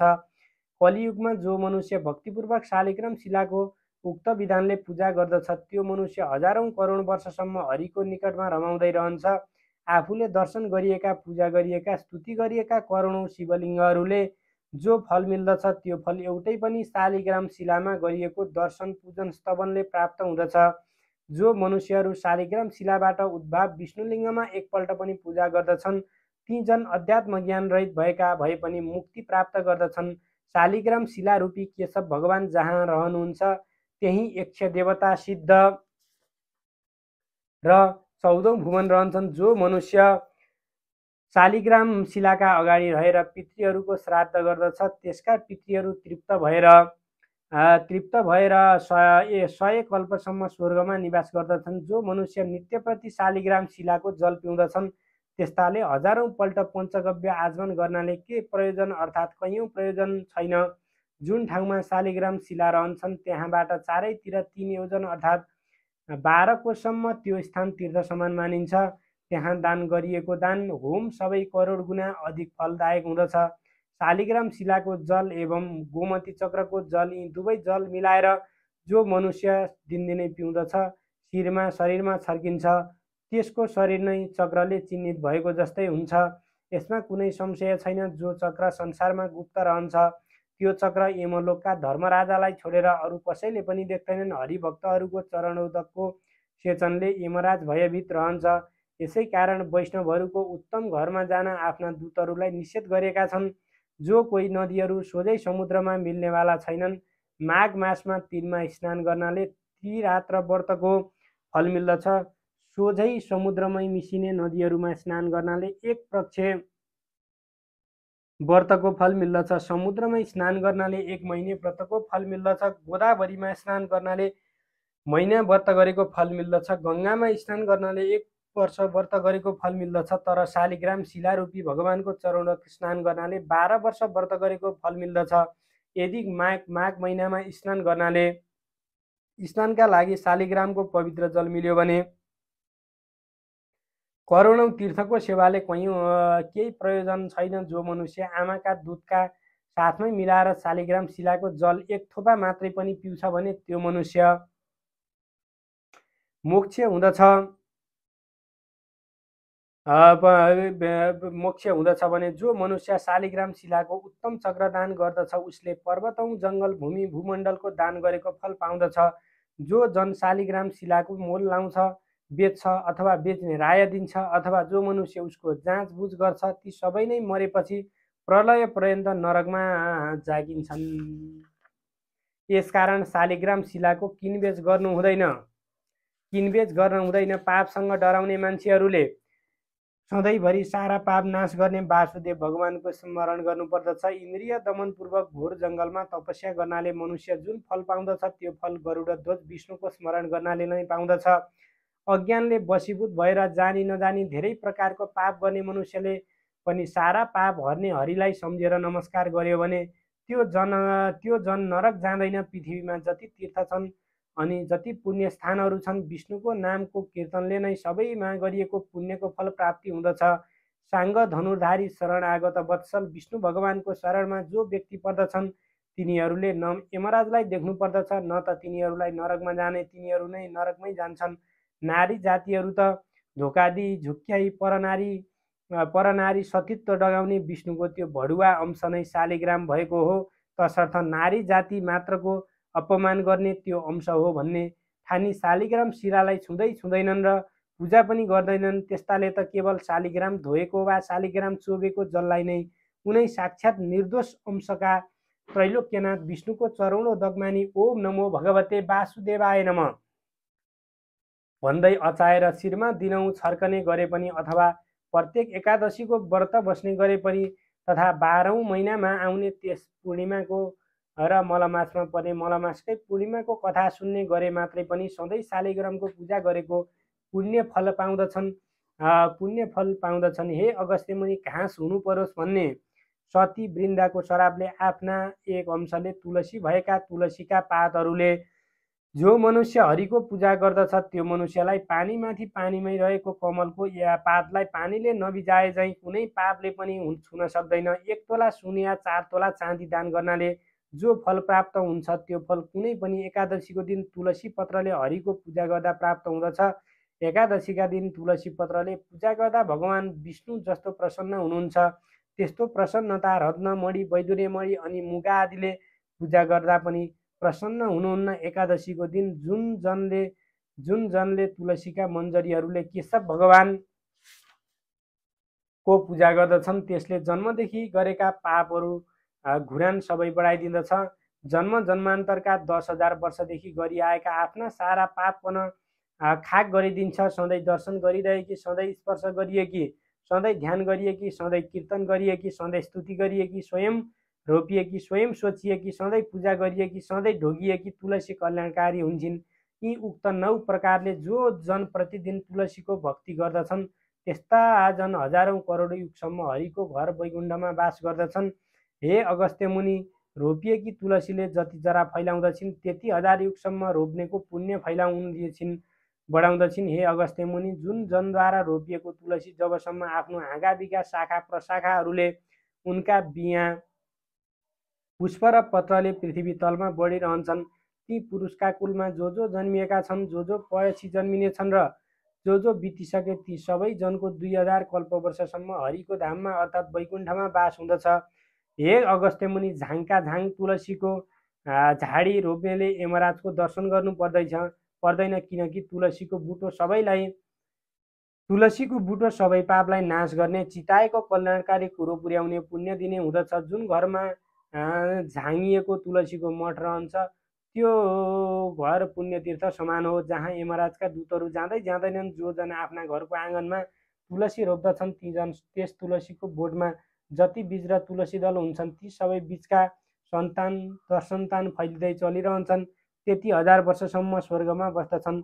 तुलसीको बासना सुकेर प्रसन्न मन भएका पितृहरू गरुडमा चढेर चक्रपाणी विष्णुको भवन वैकुण्ठमा जाँदछन्। नर्मदाको दर्शन, गङ्गाको स्नान तथा तुलसीका झाडीको स्पर्शन गरी तिनै अर्थात् तिनैको पुण्य उत्तिकै कहिएको छ।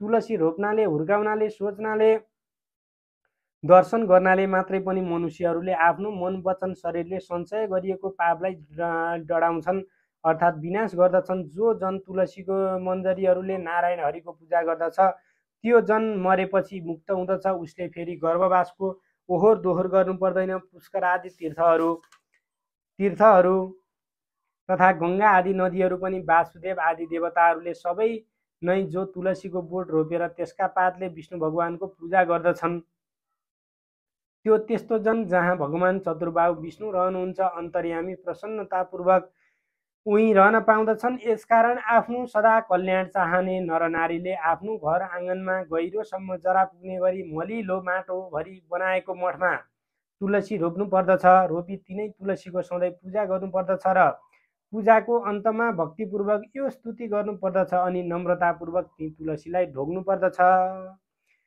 या दृष्टा निखिला घसम घसमनी स्पृष्टा बपु पावनी रोगाडा मविबन्दिता निरसनी सिक्तान्तकत्रासिनी प्रत्यासन्न विदायिनी भगवत कृष्णस्य सारोपिता न्यस्ता तत्चरणे विमुक्ति फलदा तस्यै तुलस्यै नमः। अर्थात् जसको दर्शनले समस्त पाप समूह शान्त हुँदछ, जसलाई छुनाले शरीर पवित्र हुँदछ, जसलाई ढोग्नाले सारा रोगहरू नासिन्छन्, जसको जल मस्तकमा सेचन गर्यो भने यमराज पनि डराउँदछन्, जसको पत्र शिरमा चढायो भने भगवान कृष्णको अत्यन्त नजिक बस्न पाउने गराउँदछिन्, भगवानका चरण कमलमा चढायो भने मुक्ति दिलाउँदछिन्, त्यस्ती तुलसीलाई नमस्कार छ भनेर बताइएको छ। अब कुश महिमा झार हुनु परोस् भन्ने सती वृन्दाको श्रापले कुश रूपमा झार हुनुभएको कुशमा विष्णुका अधिकांश शक्तिशाली शक्ति रहेका छन्। भाद्र कृष्ण औँसी अर्थात् कुशी औँसीका दिन जरै समेत उखेलेर राखेको कुश फेरि अर्को कुशी औँसी नआएसम्म पवित्रै रहन्छ। अरू दिन उखेलेको चाहिँ त्यसै दिनभरि मात्र पवित्र रहन्छ। कुश अत्यन्तै पवित्र पुण्यदायी झार हो। काँचो दुधमा दुधको मात्रा अनुसार 2-4 बोट हरियो कुश हालेर राखिदियो भने त्यो दिनभरि त्यो दुध फाट्दैन। ग्रहण लागेको बेलामा घरमा राखेको पानीमा कुश हालेर राखिदियो भने ग्रहण लाग्दा हुने वातावरणको दूषित दोष त्यस पानीमा पर्दैन।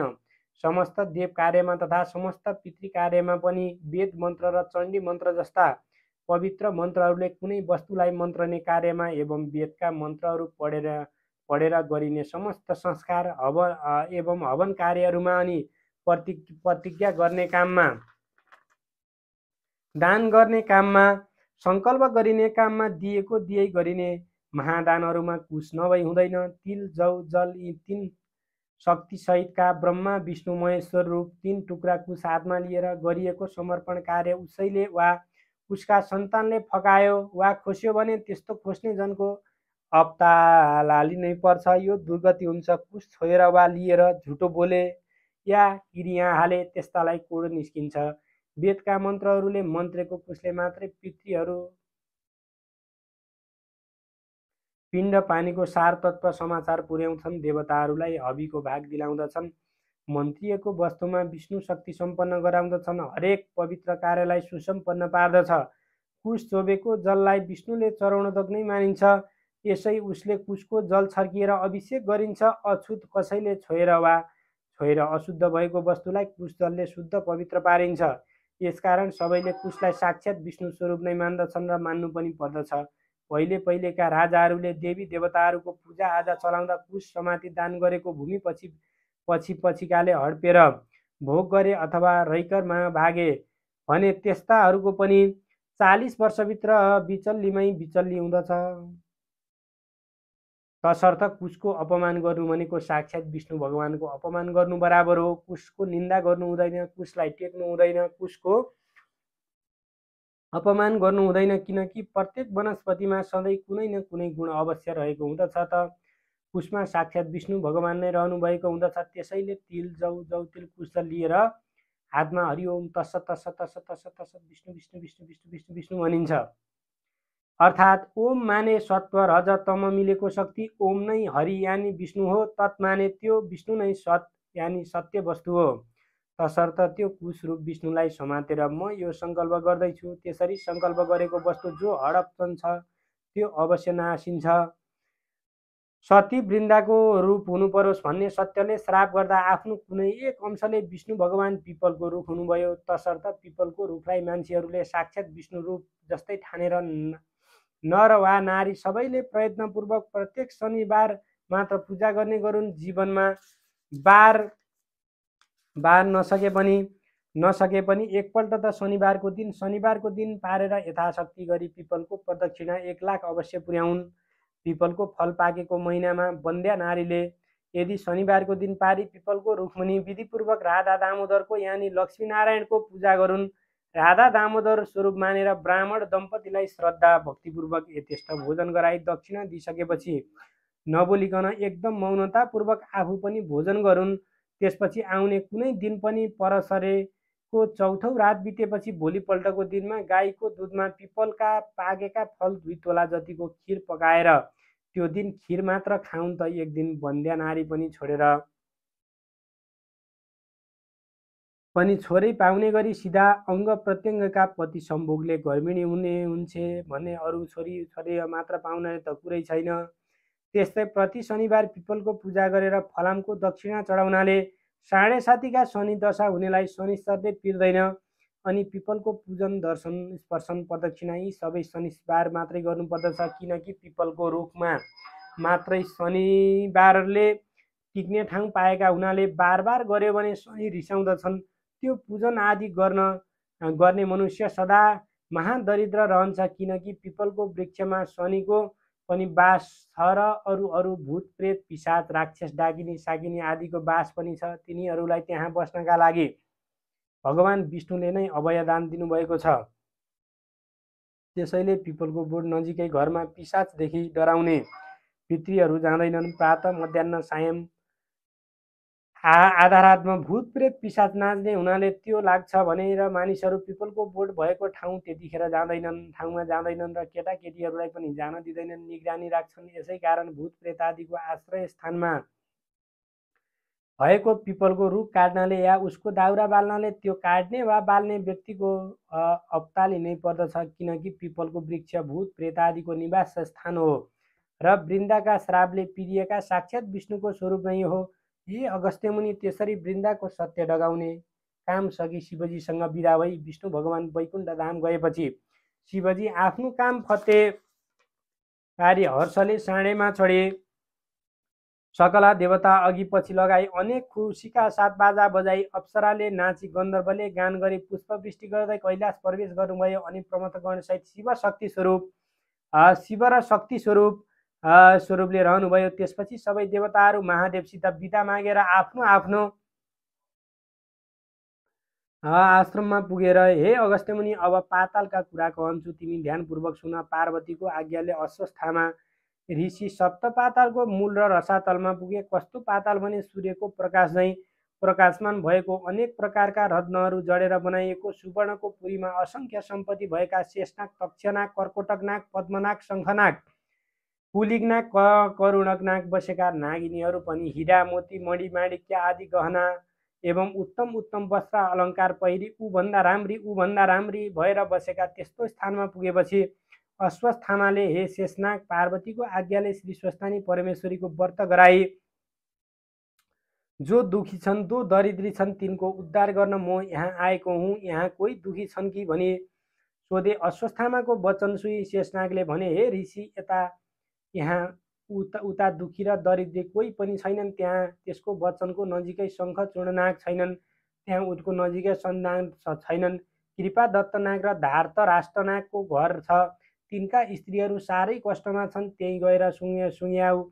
यति शेषनागले भनेपछि अश्वत्थामा तिनै नागिनीहरू कहाँ गएर त्यहाँ शङ्ख चूडनागकी स्त्री हीरावती, रत्न चूडनागकी स्त्री रत्नावती र कृपदत्त नामकी स्त्री धार्तराष्ट्र नागकी स्त्री मदनावती थिए। यति ती नाग नागिनी परस्पर अनन्य प्रीतिले बस्दा दैव संयोगले दुःख पाई घरमा बस्न नसकी यी चारैजना नागहरू परदेश गएका रहेछन्। अनि नागिनीहरू पनि पति परदेश गएपछि चारैजनाले सल्लाह गरी घर छाडेर वनमा बसी दुःखका दिन बिताउन लागेका रहेछन्। ती नागिनीहरू दुःखमा परे पनि महासत्यवादिनी थिए। नागहरू परदेश लागेको 12 वर्ष बित्न लाग्दा पनि नागहरूले नागिनीहरूको केही समाचार पाउन सकेका थिएनन्। अश्वत्थामा ऋषि त्यस्ता दुःखका सिन्धुमा डुबिरहेका ती नागिनीहरूलाई हप्पार्दै उही पुगेर ती नागिनीहरूले सुनेर को हप्पार्दछन् भनी गुफाबाट निस्केर हेरे। अनि अश्वत्थामा ऋषिलाई देखेर सोधे, हे अश्वत्थामा ऋषि, आज हामी पापिनी दुखिनीका घरमा के कामले आउनुभयो? हजुर बताइबक्सियोस् भनेर भनिसकेपछि, हे नागिनी, पार्वतीको आज्ञाले श्री स्वस्थानी परमेश्वरीको व्रत गराई जो दुखी छन्, ती दरिद्री छन्, जसका पुरुष छैनन्, जो सन्तानहीन छन्,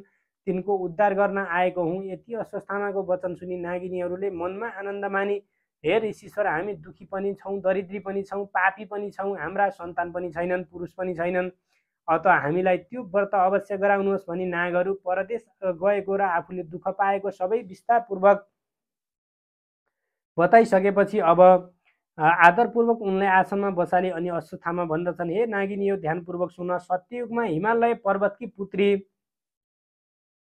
पार्वतीले महादेव स्वामी पाउन भनी श्री स्वस्थानी परमेश्वरीको व्रत गरेको विधि भन्दछु। पौष शुक्ल पूर्णिमादेखि हात गोडाका नङ काटेर स्नान गरी पवित्र भई एक वक्त रही एकचित्त गरी मेरो फलानो कामना सिद्ध होस् भनी नित्य मध्याह्न कालमा श्री स्वस्थानी परमेश्वरीको पूजा गर्नु र उनैको कथा सुन्नु। माघ शुक्ल पूर्णिमाको दिन 108 रोटी, 108 अक्षता, 108 बेलीपुष्प, 108 यज्ञसूत्र, 108 पान, 108 कुडका सुपारी, जौ, तिल, फल फूल आदि सबै 108 सगुन समेत नाना उपचार तयार पारेर आर्सीमा ओमकार लेखी गङ्गाजलले स्नान गराउनु र श्रीखण्ड, रक्तचन्दन, सिन्दुर, अबिर, पुष्पमाला चढाई धूप दीप नैवेद्य वस्त्र भेटी अर्पण गर्नु। यसरी पूजा सकेर अर्घ्य दिनु। 8 अक्षता, 8 पुष्प, 8 पान, 8 कुडका सुपारी सगुन समेत आफ्ना पुरुषलाई दिनु। पुरुष नभए छोरालाई, छोरा नभए मित छोरालाई, मित छोरा पनि नभए मेरो फलानु काममा पूर्ण होस् भनेर गङ्गामा बगाउनु। 100 रोटी आफूले फलाहार गर्नु अनि रात्रिमा जागराम बस्नु। यति गरेपछि तिमीहरूको दुःख नाश होला, यसमा अन्यथा नमाने। यति अश्वत्थामाले भनेको सुनि नागिनीहरू खुसी भई भन्न लागे, हे अश्वत्थामा ऋषि, हामी स्त्री जातिलाई त्यस्तो ज्ञान कहाँबाट प्राप्त हुनु? तपाईँ बसेर त्यो व्रत गराई हामी अभागिनीहरूको उद्धार गरिदिनुहोस् भने ऋषिहरूलाई सम्मानपूर्वक घर लगेर बसाइराखे। त्यसपछि पौष शुक्ल पूर्णिमाको दिन आयो। विधिपूर्वक व्रत आरम्भ गराए। महिना दिन पुगेपछि माघ शुक्ल पूर्णिमाको दिन समस्त सामग्री तयार गराई स्वस्थानी परमेश्वरीको पूजा गराए। पूजा सकिएपछि अस्वस्थामा ऋषिले भने, हे नागिनी हो, अब यदि जप पाठ ध्यान स्तुति गर। अनि नागिनीहरूले अञ्जली जोरी, हे ईश्वरी, हामी दुखियाहरूको पूजाले प्रसन्न भई यो दुःखको समुद्रबाट पार लगाउनुहोस् भनेर स्तुति गर्दा गर्दै पूर्व दिशाबाट 1000 सूर्यको जस्तै तेज भएकी स्वस्थानी परमेश्वरी प्रकट भएर दर्शन दिए। हे नागिनी हो, तिमीहरूको श्रद्धा भक्तिले म अत्यन्त प्रसन्न भएँ, वरदान माग भन्नुभयो। अनि ती नागिनीहरूले बिन्ती गरे, हे ईश्वरी, हामी दुखीहरूको दुःख हरण गर्नुहोस्, हाम्रा स्वामीहरू चाँडै आइपुगुन् भनी वर मागे। अनि ईश्वरीले तथास्तु भनी वरदान दिइन्। त्यसपछि प्रसाद झिक्न लाग्दा श्री स्वस्थानी परमेश्वरी देवीको व्रतको प्रभावले परदेशबाट नागहरू आइपुगेर नागिनीहरूले मनमा आनन्द मानी धन्य धन्य स्वस्थानी परमेश्वरी भनी प्रसाद झिकेर 8 रोटी 8 अक्षता 8 बेली पुष्प 8 पान 8 कुडका सुपारी सगुन समेत आफ्ना आफ्ना पतिलाई दिएर दण्डवत प्रणाम गरे। अनि अस्वस्थामा ऋषिलाई भोजन गराई दक्षिणा दिए, विदा गरे। त्यसै दिनदेखि ती नाग नागिनीहरू असंख्य सम्पत्ति पाएर आनन्दले रहँदा भए। इति श्री स्कन्द पुराणे केदारखण्डे माघ महात्म्य कुमार अगस्त्य संवादे श्री स्वस्थानी परमेश्वरे व्रत कथायां नागिनी व्रतकरणं नाम अष्टादशोऽध्यायः।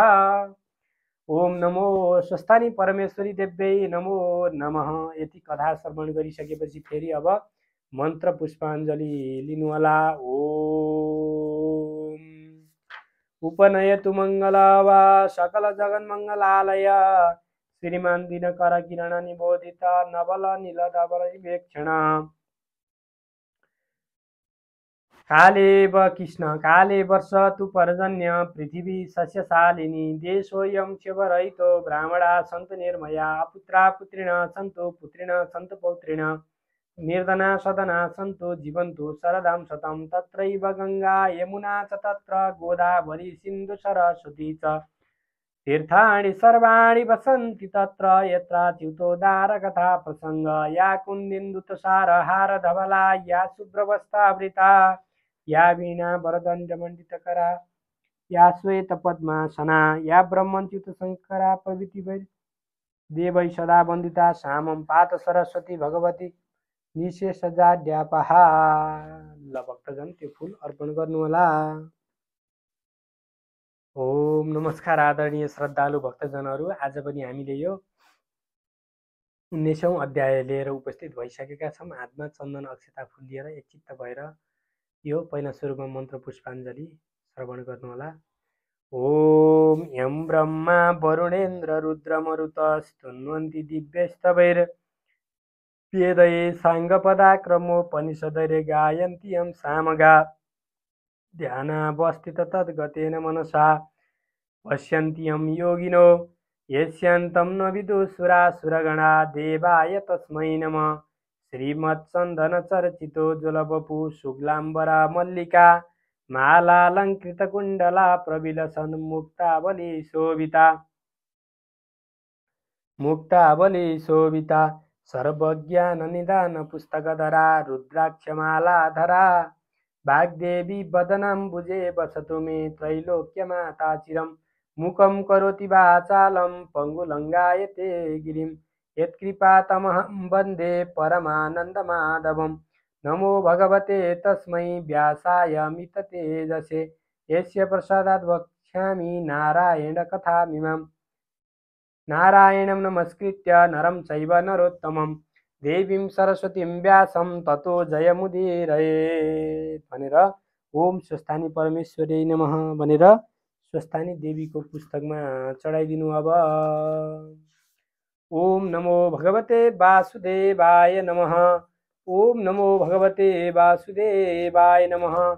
ओम स्वस्थानी परमेश्वरी देव्यै नमो नमः। 19औं आज 19 अध्याय अब ध्यान दिएर एकचित्त भएर श्रवण गर्नुहोला। कुमारजी आज्ञा गर्नुहुन्छ, हे अगस्त्य मुनि, तिमी ध्यानपूर्वक सुन। यति पातालकी कुरा सुनाएर अब मर्त्यमण्डलको कुरा भन्दछु। पूर्वकालमा मर्त्यमण्डलको हिमालयको दक्षिण भागमा ब्रह्मपुर नामको एउटा नगर थियो। त्यहाँका कर्विष्ठ ब्राह्मणहरू प्रशस्त सम्पत्ति पाई वेद पुराण आदि शास्त्र अध्ययन गरेर आफ्ना आफ्ना धर्म कर्मको पालन गरेर बसेका थिए। त्यही एउटा शिवभट्ट नामका अत्यन्त दीन दरिद्र ब्राह्मण पनि थिए। गरिब भए पनि तिनी लोभ मोह त्यागेका र आफ्नो सत्कर्मको पालन गर्दथे। तिनकी सती नामकी ब्राह्मणी थिइन्। ती विप्र दम्पति अनन्य प्रीतिले बसेका थिए। घरमा धन सम्पत्ति नहुनाले निकै कष्ट पाएर एक दिन शिवभट्टले आफ्नो पत्नीसित भने, हे प्रिय, हाम्रो घरमा सम्पत्ति छैन, त्यसै हुनाले बराबर कष्ट भोगिरहेका छौँ। अब सम्पत्ति प्राप्त गर्न सिद्धि गणेशको सेवा गरौँ भन्ने सल्लाह गरी दुवै पति पत्नी 8 दिनको मङ्गलबार बिहानै उठी कष्टपूर्वक सिद्धि गणेशको व्रत सेवा गर्न लागे। त्यही क्रमले निकै दिन बितेपछि सिद्धि गणेश प्रसन्न भई दर्शन दिएर, हे शिवभट्ट ब्राह्मण, हे सती ब्राह्मणी, तिमी दुवैको सेवाले म प्रसन्न भएँ। जे इच्छा छ सो वरदान माग भनेर शिवभट्टले सिद्धि गणेशलाई दण्डवत प्रणाम गरी अञ्जली बेल जोडेर, हे गणनाथ, अरू के वर मागौँ? पूर्व जन्ममा नकमाएको हुनाले यस जन्ममा दरिद्री भएर कष्ट भोगिरहेका छौँ। अब सम्पत्ति पाउने इच्छाले हजुरको सेवा गरेका हौँ। सम्पत्ति दिई कष्ट निवार गरिदिनुहोस् भनी बिन्ती चढाए। अनि सिद्धि विनायकले आज्ञा भयो, हे शिवभट्ट, आजको 8 दिनमा मङ्गलबार बिहान आई मेरो पूजा गर्नु। उसै बेला मेरो मुखेन्जी जो देखाउला त्यो घर लगी तसलामा राखी माथिबाट तसलले नै छोपिदिनु। 4 दिनपछि छोपेको तसला झिकी हेर्नु, सुन भएर बस्नेछ। अनि त्यसका प्रभावले प्रशस्त सम्पत्ति पाई सुखी हुनेछौ। तिमीमा सम्पत्ति हुने वरदान दिए, तिमीलाई सम्पत्ति हुने वरदान दिए। अब आफ्नो घर जाऊ। यति गणेशजीको वचन सुनि शिवभट्ट ब्राह्मण र सती ब्राह्मणी सिद्धि विनायकलाई दण्डवत प्रणाम गरे। अनि विनायक अन्तर्ध्यान भएपछि उनीहरू घर फर्केर आएर 8 दिन बित्यो र मङ्गलबार बिहानै पूजा सामग्री लिएर ती विप्र दम्पति सिद्धि विनायकको मन्दिरमा गएर उनको अगाडि एउटा लड्डु देखे। अनि दुवै पति पत्नीले नित्य जस्तै विनायकको पूजा गरेर त्यो लड्डु घर लगी तसलामा राखी माथिबाट तसलले नै छोपिदिए। 4 दिनपछि छोपेको तसला झिकी हेर्दा सुनको लड्डु भइरहेको देखि प्रसन्न भएर सुरक्षित गरी राखे। उसै दिनदेखि शिवभट्ट ब्राह्मण उसै सुनका प्रभावले असंख्य सम्पत्ति पाई सुखी भए। 10 घर डुली भिक्षा मागेर खाने शिवभट्टले सम्पत्ति पाएपछि एक दिन आफ्नी स्त्रीसित भने, हे सती, पूर्व जन्ममा दान धर्म गर्न नसकेकोले यस जन्ममा कष्ट भोग्यौँ। अब सिद्धि विनायकको कृपाले सम्पत्ति भयो। अब यस जन्ममा दान धर्म नगरे अर्को जन्ममा फेरि दरिद्र भई कष्ट पाउनेछौँ। अतः दान धर्म गरौँ भनी दुवै पति पत्नी नित्य नारायणी गङ्गामा स्नान गरी उही हरिहरको पूजा गरेर सुवर्ण आदि अनेक द्रव्य दान गरी घर आउँथे। यसै दानका तानमा उनले विष्णुको मन्दिर बनाएर शिवको मन्दिर तयार गराए। सिद्धि विनायकको मन्दिरलाई जगमग तुल्याएर धेरै नै बडा बडा पोखरी खनाए, बापीहरू र इनारहरू खनाए। बरका, पिपलका, पाकडका, समीका, आँपका, डुम्रीका, खस्रेताका, चिउरीका, लप्सीका वृक्षहरू रोपाए। निबुवाका, कागतीका, लिचीका, पेडारका बगैँचा लगाए। ठाउँ ठाउँमा नाना भाँतीका फुलका फुलबारी सजाए। गरिब गुरुवाहरूलाई दान दिन भनी धेरै धेरै अन्न बाँडे। जताततै राम्रा राम्रा पाटी पौवा सत्तल चौतारा बनाए। बाटा बाटामा अनेक ठाउँ पौषलाहरूमा रखवाए र पौषला नजिकै छायादार पाकडका चाँपका रुखहरू रोपाए। ती वृक्षका फेदमा बिसाउन चौतारा चिनाए। देउघाटका वरिपरि साधु सन्त पकड तीर्थयात्रीहरूलाई बास बस्न धर्मशालाहरू बनाइदिए। अनेक कुटीहरू र आश्रमहरू खोलेर बनाएर अनेक प्रकारले गर्दा सदाव्रत खोलिदिए। पाठशाला खोलेर विद्यार्थीहरूलाई पढाउनका लागि गुरु तथा बस्नका लागि छात्रावास अनि खानका लागि भोजनालयको व्यवस्था गरेर त्यसै अरू पनि अनेक दान धर्मका कार्य गरे। त्यसरी दान धर्म गर्नाले शिवभट्ट ब्राह्मणको सम्पत्ति झन्झन बढ्दै गयो। त्यो देखेर एक दिन शिवभट्टले आफ्नो पत्नीसित भने, हे स्त्री, सम्पत्ति मात्र भएर के गर्ने? हामी वृद्ध भयौँ, हाम्रा सन्तान छैनन्। पछि यो सम्पत्तिको रक्षा गरिदेला। सम्पत्तिको रक्षा को गरिदेला? अत सन्तानको निम्ति फेरि सिद्धि विनायकको सेवा गरौँ। यस्तो सल्लाह गरेर अघि जस्तै 8 दिन मङ्गलबार बिहानै सिद्धि विनायकको सेवा गर्न लागे। तिनका निष्कपट सेवाले विनायक प्रसन्न भई दर्शन दिएर, हे शिवभट्ट ब्राह्मण, तिम्रो सेवाले म प्रसन्न भएँ, वरदान माग भन्नुभयो। त्यस्तो कृपा सुनि शिवभट्टले सतीले अञ्जली जोरी बिन्ती गरे, हे गणनाथ, हजुरका कृपाले सम्पत्ति पायौँ, तर सन्तान छैनन्, त्यो सम्पत्तिको रक्षा पछि कसले गरिदेला? अत सन्तान पनि दिनुहोस्। तिनको यस्तो प्रार्थना सुनि सिद्धिविनायकले आज्ञा भयो, हे शिवभट्ट, सन्तान पाउनका लागि तिमीले 3 वर्षसम्म लगालग माघ स्नान गर्नुपर्दछ, अनि मात्र तिमीलाई म सन्तान दिन सक्छु।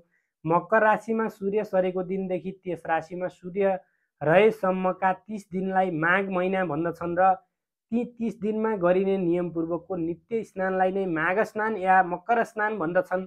जस्तै प्रत्येक दिन सूर्य उदाउँदा रातभरि चिसिएको वातावरणमा पूर्वतिरबाट आइरहेका सूर्यका ताता किरण मिसिएर उत्पन्न भएको ओसिलो तुवालोले छेकिएर सूर्य राता देखिउन्जेलको चिसो तातो मिसिएको वातावरणीय समय अति पुण्यदायी र स्वास्थ्यवर्धक हुँदछ। त्यस्तै सूर्य दक्षिणायन भएका बेलाको अन्तिम चिसो वातावरणबाट सूर्य उत्तरायणतिर सर्दाको तातो वातावरणमा प्रारम्भ हुँदा चिसोमा बढ्दो तातो मिसिँदै गएको माघ महिना पनि अति पुण्यदायी हुँदछ। अरू प्रत्येक राशिमा सूर्य सदा प्रकृतिका भिन्न भिन्न वस्तुहरूमा सूर्यका भिन्न भिन्न प्रभाव परे झैँ मकर राशिमा सूर्य पर्दा सूर्यको पुण्यदायी प्रभाव पानीमा परेको हुँदछ। त्यसैले माघ महिनाको माघ स्नानलाई माघदान अति पुण्यदायी हुँदछ। त्यस पुण्यले चिताएको चिज पुर्याउँदछ। जस्तो ग्रहहरूमा सूर्य सर्वश्रेष्ठ छन् अनि नक्षत्रहरूमा चन्द्रमा सर्वश्रेष्ठ छ, त्यस्तैले महिनाहरूमा माघ महिना अति सर्वश्रेष्ठ छ। तसर्थ हे शिवभट्ट ब्राह्मण, यस मनुष्य लोकमा जो जन कामिनीहरूको कटाक्ष बाणले एकदम विद्ध भएका छैनन्, अर्थात् जो जन स्त्री लम्पट छैनन्, त्यस्ता ती जन मात्रै मकरमा सूर्य रहँदा तलाउमा वा नदीहरूमा वा पुण्य तीर्थहरूमा श्रद्धा विश्रामपूर्वक स्नान गर्न चाहन्छन्। जो जन बिना आगो, बिना यज्ञ, बिना पाटी पौवा निर्माण गरी सद्गति पाउन चाहन्छन्, त्यस्ताले माघमा बस्ती बाहिरको भर्सक बहँदो जलमा बिहानै नुहाउने गरून्। हे शिवभट्ट, जो जन गाई, भूमि, सुन, माणिक्य आदि दान नगरिकन नै सुन, गाई आदि दान गरेको फल प्राप्त गर्न चाहन्छन्, तिनीहरूले पक्कै पनि माघ स्नान गर्नुपर्दछ। 21 दिने व्रत, कृच व्रत र पराक व्रतले आफ्नो शरीरलाई नसुकाइकन जो स्वर्ग जान चाहन्छन्, तिनीहरूले माघभरि अवश्य नै नदी वा सरोवर, ठुलो पोखरीहरूमा नुहाउन् र वैशाखमा हरिको पूजा, कार्तिकमा तपरूपी पूजा, माघमा चाहिँ तपस्या, होम तथा दान तीनवटै गरिन्छ बराबर। अर्थात् हर साल यस्तो गर्ने व्यक्ति अवश्य नै अर्को जन्ममा लक्ष्मीपति राजा हुन्छ। उसलाई कैवल्य धाम प्राप्त गर्ने अर्थात् मुक्ति हुने बुद्धि सुझ्दछ र फेरि मृत्युलोकमा ओर्लिनु पर्दैन। दिव्य दृष्टिले हुनेहरूले तन मन वचनले भगवानको सेवा गर्नु भनी बताएका हुन्। हे शिवभट्ट, यो भन्दा कता हो, कता बेसी पुण्यदायी माघमा गरिएको तपदान स्नान हुँदछन्। इच्छा सिद्धिका लागि वा सन्तान प्राप्तिका लागि, हरिको दर्शनका लागि अथवा अरू नै कामनाका लागि काया शुद्धि गरेको व्रत भएर नुहाउनेले ती चारै प्रकारको फल पाउँदछन्। अदितिले माघभरि खाँदै नखाई 12 वर्षसम्म माघ स्नान गरिन् भने उनले तिनै लोक झल्काउने सूर्य जस्ता तेजीलाई 12वटा पुत्र पाइन्। माघ स्नानको प्रभावले नै रोहिणी, सुबगा अर्थात् सौभाग्यवती अनि अरुन्धती दानशिला तथा सची सातलले महतलमा रूपराशिले झकी झड्काउ भएर रहेकी थिइन्। जसले मकरमा सूर्य रहँदा नदी वा तलाउमा स्नान गर्ने गरेको छ, तिनीहरू यस संसारमा सफा स्वच्छताको शोभाले भरिएको सुन्दरी नर्तकीहरू, आँगनमा नाचिएको दियाका तातीले झलझल्काकार सुन्दरी स्त्रीहरूले खचिखचाउ भएको गीत बाजाका स्वरध्वनि भइरहने, मङ्गल कार्यहरूको विधि विधानले शोभिएको वेदका ध्वनिले पवित्र भएको आइएको विद्वान ब्राह्मणहरूले विराजित भएको देवताहरूको पूजाले आनन्ददायक तथा सधैँ पाहुनाको लहको लागिरहने घरमा प्रसन्नतापूर्वक बस्न पाउँछन्।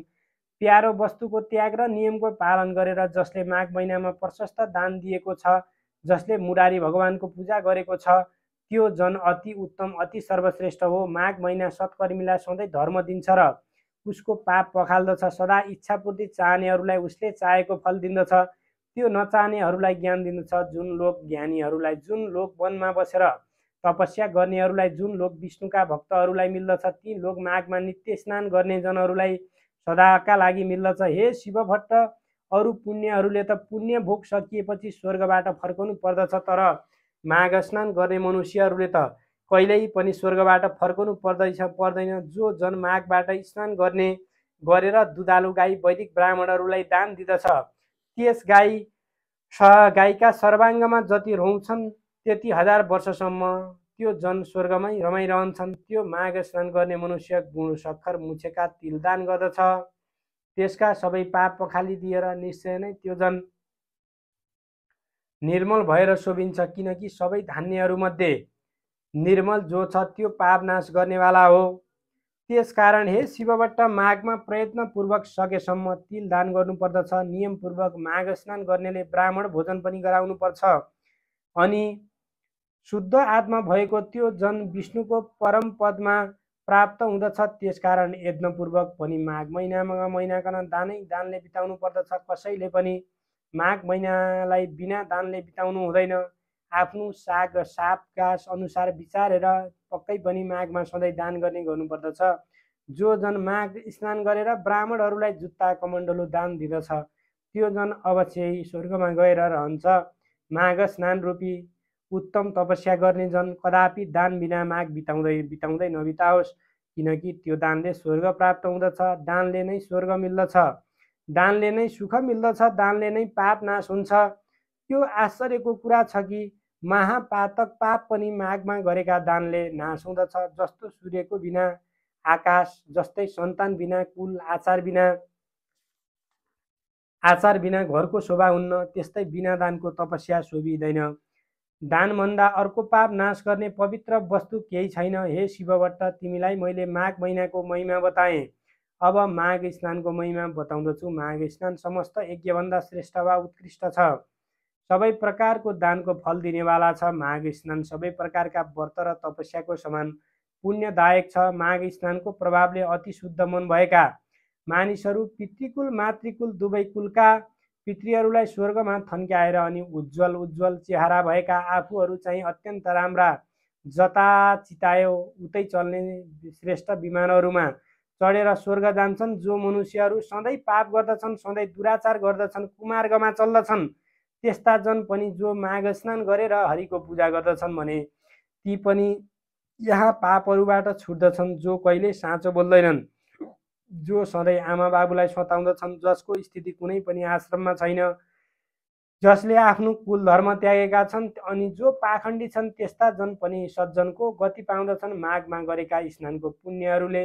भवसागर तर्दछन्। पृथ्वी तलका पुण्य तीर्थहरूमा माघ स्नान गर्न पाउनु मनुष्यहरूलाई अति दुर्लभ छ, किनकि त्यस माघ स्नानको प्रभावले मनुष्यहरूले ब्रह्मज्ञानीले पाउने पद पाउँदछन्। यस बारेमा विचार्नुपर्ने कुनै काम छैन। हे शिवभट्ट, माघ महिनामा कल्पवास बस्नु, दान गर्नु, हरिको मन्दिरमा जानु, हरिको पूजा गर्नु, यी सब काममा पुण्य अक्षय अर्थात् ननासिने हुँदछन्। त्यसकारण यथाशक्ति यानि साप गाँस अनुसार मनुष्यहरूले प्रयत्नपूर्वक माघ स्नान गरेर लुगा भरभराउँदो मक्कल सुवर्ण आदि दान गर्नुपर्दछ। माघमा जो अन्नदान गर्दछ उसलाई देवलोकमा अमृत पान गर्न मिल्दछ। जो सुनदान गर्दछ उसले इन्द्रको समीपमा बस्न पाउँदछ। दियो अग्नि अर्थात् सल्काएको मक्कल सुन्दर वस्त्र दान गर्ने मनुष्य सधैँ तेजस्वी भएर सूर्यलोकमा बस्न पाउँदछ। यज्ञहरूले उत्तम दानहरूले उज्जवल तपस्याहरूले ब्रह्मचर्यको धारणले शुभ योगमा गरिएको पूजाले पापीहरू यस लोकमा त्यति शुद्ध हुँदैनन् जति पुण्य तीर्थहरूमा माघ महिनामा गरिएको स्नानले शुद्ध हुँदछन्। जो मनुष्य माघ महिनामा आधा सूर्य उदाएको बेलामा पुण्य तीर्थहरूमा स्नान गर्दछन् तिनीहरू पाप गर्ने नै भए पनि तिनीहरूले नरकमा दुःख भोग्नु पर्दैन अनि भनेर बताइएको छ। जो जन माघ महिनामा नुहाएर विष्णुको पूजा गर्दछन् ती जन स्वर्ग भोग सकिएर फेरि पृथ्वी तलमा फर्केपछि कल्याण मूर्ति राम्रा भाग्यमानी प्रिय बोल्ने धर्मात्मा धनाढ्य शतायु राजा हुँदछन्। दन्केको आगोमा हालेको काठ समूह जसरी तुरुन्त भस्मा बसेस हुँदछ त्यसै गरी माघ स्नानले सानो वा ठुलो पापहरूको राशि बिलाउँदछ। मनुष्यहरूले शरीरले बाणीले मनले पनि जानेर वा नजानेर जो पाप गरेको छ त्यो पाप समूह पुण्य तीर्थमा गरेको माघ स्नानले हृदयमा झल्केको विष्णुको अज्ञानले नासे झैँ सबै डर्दछ अर्थात् नासिन्छ। यदि कुनै मनुष्यले आफूले गरेको पाप समूहको भोग भोगिरहेको छ, संयोगवश कुनै पनि बेला कुनै पुण्य तीर्थमा एकाएक पुगेर त्यस मनुष्यले माघ स्नान अचानक गरियो भने पनि तुरुन्तै त्यसको त्यो पाप समूह नाश भइहाल्छ। यसबारे तिमी आफ्नो मनमा कति पनि संशय नल्याऊ हे शिवभट्ट।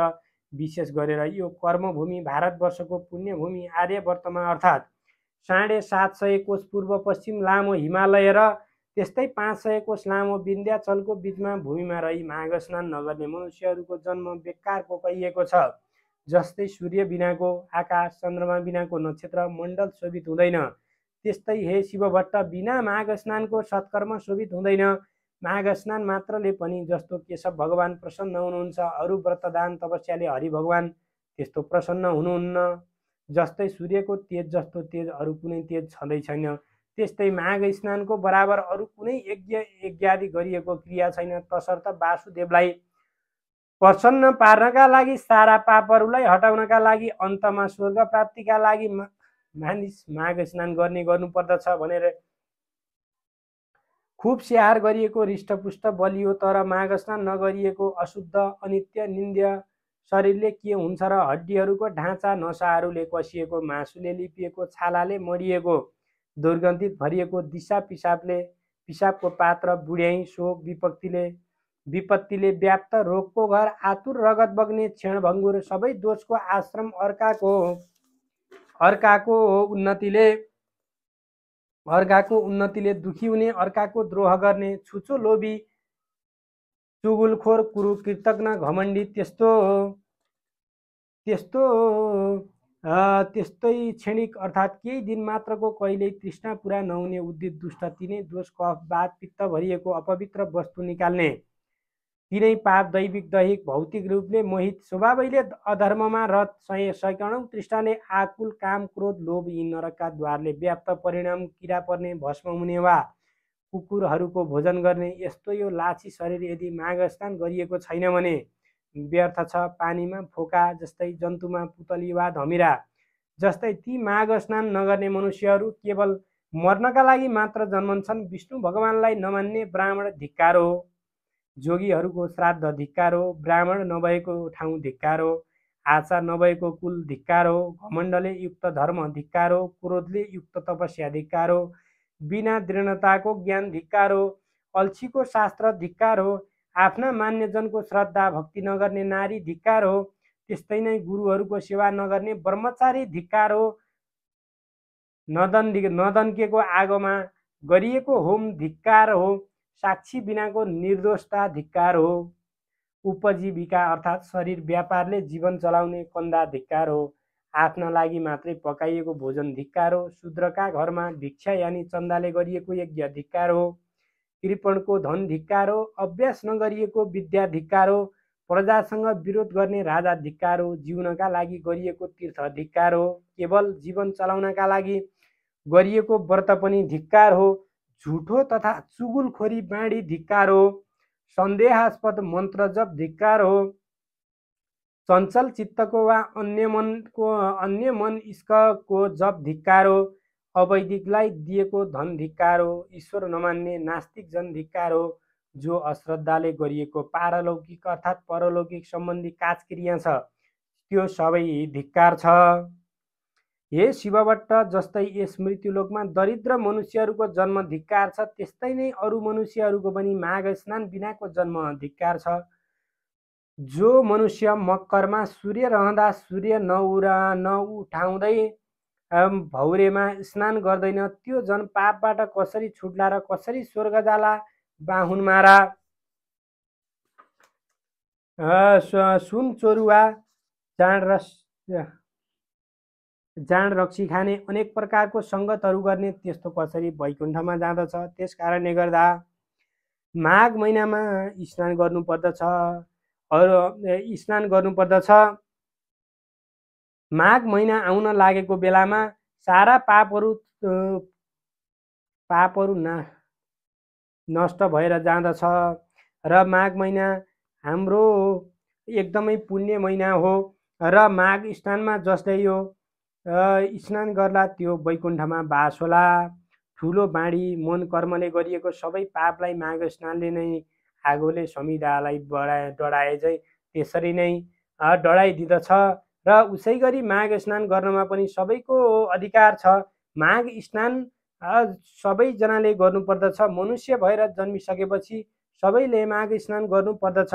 हे शिवभट्ट ब्राह्मण, हिमालयको दक्षिणी पहाडी प्रान्तमा रहेको त्यस देवघाटमा गरिएको माघ स्नानले सारा पाप हर्दछ र सारा पाप हर्दछ। 7 जन्मदेखि थुप्रिएको पाप र व्रतमा जन्मिएको गरिएको भयङ्कर पाप पनि नाश पारिदिन्छ। मुनिहरू जुन पापको प्रायश्चित्त नै छैन भन्दछन्, त्यस्तो पाप पनि पुण्य तीर्थहरूमा गरिएको माघ स्नानले नाश हुँदछ। जो जन श्रद्धाले मानव सरोवरमा माघभरि त्रिकाल स्नान गर्दछ त्यो जन त मुक्त नै हुँदछ। अक्षोदक माघभरि स्नान गर्नाले इन्द्रलोक प्राप्त हुँदछ भने बद्रिका इश्राममा माघभरि स्नान गर्नाले निष्पाप भइन्छ। नर्मदामा माघभरि नुहाउनाले सकल पाप नाश हुँदछ, दुःख नाश हुँदछ, चिताएको फल पाइन्छ, मरेपछि शिवलोकको बास पाइन्छ। यमुनामा माघभरि स्नान गर्नाले सारा पाप नासी सूर्यलोक प्राप्त हुँदछ।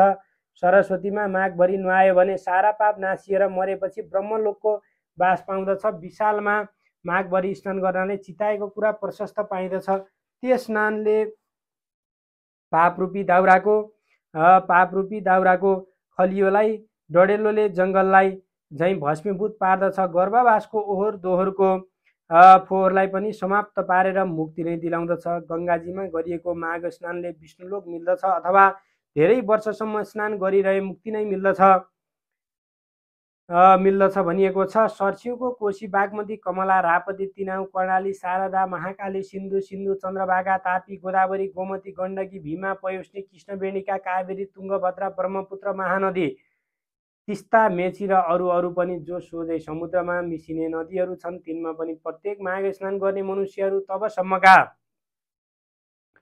सकल पाप विनाशिएर पछि स्वर्गलोकमा बास पाउँदछन्। नैमिषारण्य प्रतिवर्ष माघ स्नान गर्नाले विष्णुको समीपमा बास र पुष्करमा माघभरि स्नान गर्नाले ब्रह्माको नजिकमै बस्न पाइँदछ। कुरुक्षेत्रमा माघभरि स्नान गर्नाले इन्द्रलोकमा बास पाउँदछ। देवदेहमा माघभरि, मकरमा सूर्य रौन्जेल प्रयासमा तीर्थमा गरिएको माघ स्नानले रुद्रको गण हुन पाइँदछ। देवकी अर्थात् देवकीमा गरिएको माघ स्नानले देवताको जन्म पाइँदछ। त्रिशुलीमा गरिएको माघ स्नानले कैलाशको बास पाइँदछ। गोमतीमा माघभरि गरिएको मकर स्नानले फेरि जन्म लिनु पर्दैन। यस्तै प्रकारले लोकमा ऐश्वर्यशाली भएर बस्न पाउँदछ। कुनै पनि 3 नदीहरूको सङ्गममा माघभरि नुहाउनाले गरे आफ्ना इच्छा पूर्ति हुँदछन्, जीवनमा दुःख आइपर्दैन। र तर हे शिवभट्ट, गण्डकी देवकी त्रिशुलीको सङ्गम भएर नारायणी बनेकी देवघाटको त्रिवेणीमा गङ्गा, यमुना, सरस्वती मिलेको सङ्गम स्थान प्रयागको त्रिवेणीमा भाग्यमानीहरूले मात्र माघभरि मकर स्नान गर्न पाउँदछन्, किनकि त्यहाँको त्रिनदी मिश्रित स्थलको जल मुक्तिदाता र स्वर्गदाता अनि कल्याणदाता पनि छ। हे शिवभट्ट ब्राह्मण, स्वर्गमा रहने देवताहरू पनि देवघाटमा त्रिवेणीको प्रयागको त्रिवेणी महिमा बखाइरहन्छन्, जहाँ मकरभरि स्नान गर्ने मनुष्यहरूले अन्तमा विष्णुलोकको वा देवलोकको बास पाउँदछन्। जो मनुष्यहरू यी दुवै त्रिवेणी मध्ये एकमा रहेर माघभरि नै सङ्गम स्नान गर्दछन् भने ती जन धेरै पापी भए पनि तिनले नर्क देख्नु पर्दैन, तिनीहरू सरासर वैकुण्ठ वा स्वर्ग जाँदछन्। किनकि हे शिवभट्ट, कहिले ब्रह्माजीले तराजुको एकापट्टिको तलहडमा समस्त तीर्थहरू, व्रतहरू, दानहरू, तपस्याहरू, यज्ञहरूका पुण्य फललाई अर्कापट्टिको पलडामा देवघाटमा गरिएका माघ स्नानहरूको पुण्य फललाई राखेर तौले वा माघ स्नानको पुण्य फल नै भारी भयो। फेरि त्यसै गरी एकापट्टि देवघाटको त्रिवेणीको पुण्य फल र अर्कोपट्टि प्रयागको त्रिवेणीको पुण्य फललाई राखेर तौलँदा पनि देवघाटकै माघ स्नादिको पुण्य फल केही भारी नै भयो। यस्तो पुण्यदायी ती त्रिवेणी जो जन माघे सङ्क्रान्तिको अघिल्लो दिन उहाँ पुगेर उही महिनौँभरि कल्पवास बसी लगातार 20 वर्षसम्म माघ स्नान गर्दछन्, तिनले सधैँका लागि कैलाशको बास पाउँदछन्। त्यस्तै गरी 40 वर्ष लगातार माघ स्नान गर्नेले निरन्तर स्वर्गको बास र सधैँ 12 महिना त्यहीँ रहेर विष्णु भगवानको मन्त्र निश्चल मनले जप्दै 60 वर्षसम्म लगालग जो जन स्नान गर्दछन् तिनले त कैवल्य धामको आनन्दमय लोकमा सदाका लागि बास पाउँछन् अनि हे शिवभट्ट, कहिले सृष्टि भयो र कसरी भयो, अनि कहिले अन्त हुँदछ, कसरी हुन्छ भन्ने आदि र अन्तको निधो नभएकोले अनादि अनन्त कहिने 24,000 कोषको गोलाइ भएको धकधकाउँदो रोपिलो आगोको गोला सूर्य र त्यसभन्दा 4.5 करोड कोष तल रहेको चिसो न चिसो पानीको 12,000 कोष गोलाइएको अविनाशी दह समुद्र यी दुवैलाई निराधार निरालम्ब आकाशमा आफ्ना आफ्नै धुरी र वृत्तमा नियमित रूपले नियममा राखी अड्याइराख्ने त्यो कुन शक्ति हो भन्ने सोची त्यो शक्तिलाई ठम्याई त्यसलाई जान्नु नै ज्ञान हो र त्यो सत्य शक्तिलाई जान्न वेद विहित सत्मार्गमा चल्नु नै सनातन प्रमुख धर्म हो। हाम्रा चालु आँखाले प्रकाशलाई र प्रकाश परेका तर नछेकिएका वस्तुलाई भ्याएसम्म देखे झैँ यिनै सूर्य र समुद्रका बीचको आकाशमा रहेका तर यी आँखाले नदेखिने किन्तु मनुष्य मात्रको नाकको फेदमा भएको भ्रिकुटीको भित्र शक्ति रूपले रहेको त्यो दिव्य दृष्टि जुन विराट स्वरूपको दर्शनका लागि एकछिन मात्र श्रीकृष्णले आफ्नो योग बलले अर्जुनको दिव्य दृष्टिकन उगारी दिए झैँ आफ्नै तपस्याले उगारिएका दिव्य दृष्टिले मात्र देखिने स्वर्ग नर्ग आदि लोक देख्नलाई चाहिने कहिलेकाहीँ यिनै आँखामा झिलिक्क गर्ने दिव्य दृष्टि उगार्न गइने सो प्रयास नै तपस्या हो। त्यस तपस्यामा चाहिने साधन सूर्य तेजमा अविचलन मन अड्याइराख्ने ध्यान नै योग हो। यी सबै सत्प्रयास सिद्धिका लागि आवश्यक पर्ने पहिलो प्रयास शरीर प्रारम्भिक प्रयास त्यो नियमपूर्वकको मकर स्नान नै हो, अर्थात् ज्ञान रूपी चोटामा चढ्न चाहिने लिस्नुको पहिलो खुट्किलो मकर स्नान हो। तसर्थ हर साल गरिएको विष्णु भक्तिपूर्वकको माघ स्नानले जसरी कि माघ स्नान गर्नेहरूलाई मरेपछि शिवलोक इन्द्रलोक सूर्यलोक पुर्याउँदछ, त्यही चिरस्थायी वासस्थान दिलाउँदछ, त्यसरी नै यसै लोकमा पनि सन्तान चाहनेहरूलाई सन्तान अनि सुख शान्ति पनि दिलाउँदछन्। जसरी उहिले 5 चोटि गन्धर्व कन्याहरू आपसका शराबले प्राप्त भएको कठिन पापको फल पिशाच भएर भोगिरहेका थिए, पछि लोमस ऋषिको उपदेश रूपी बाणीले नै माघ महिना गरिएका त्रिवेणी स्नानका प्रभावले ती गन्धर्व कन्याहरू शराबबाट आश्चर्यसित छुटे अनि उसै बटुक प्रसिद्ध बेटासँग बिहे भएको 7 वर्षसम्म पनि सन्तान नभएर पिरिएका तिनीहरूलाई पछि फेरि लोमसले नै 3 वर्षसम्म 3 छाडे दह अक्षोदमा लगेर नियमपूर्वक मकर स्नान गराएर तब तिनीहरूले 3 वर्ष बिराएर घ्यालघ्याल्ती छोराछोरी पाएका थिए। यो आश्चर्य लाग्दो कथा पनि सन्तान चाहने तिमीलाई अर्को मङ्गलबार म सुनाइदिनेछु। इति श्री स्कन्दपुराणे केदारखण्डे माघ महात्म्ये कुमार अगस्त्य संवादे श्री स्वस्थानी परमेश्वरी व्रतकथायां माघ मास महिमा वर्णन नाम 19विंशोऽध्यायः। अब हातमा फेरि मन्त्र पुष्पाञ्जली लिएर आफ्नो मनोकामना सम्झेर यो मन्त्र पुष्पाञ्जली लिनुहोला। यो अध्याय श्रवण गरिसकेपछि ओम उपनयतु मङ्गल वा सकल जगन मङ्गलालय श्रीमान दिनकर किरण निबोधित नव नलिन दल निवेक्षण कृष्ण काले वर्ष तुपर्जन्य पृथ्वी सस्यशालिनी देशोऽयं क्षोभरहितो ब्राह्मणा सन्तु निर्मया अपुत्रा पुत्रिणा सन्तु पुत्रिणा सन्तु पौत्रिणा निर्धना सदना सन्तु जीवन्तु शरदां शतम्। तत्रैव गंगा यमुना च तत्र गोदावरी सिन्धु सरस्वती च तीर्थानि सर्वाणि वसन्ति तत्र यत्राच्युतोद्धार कथा प्रसंग या कुन्दिन ऋतुसार आहार धवला या शुभ्रवस्था या वीणा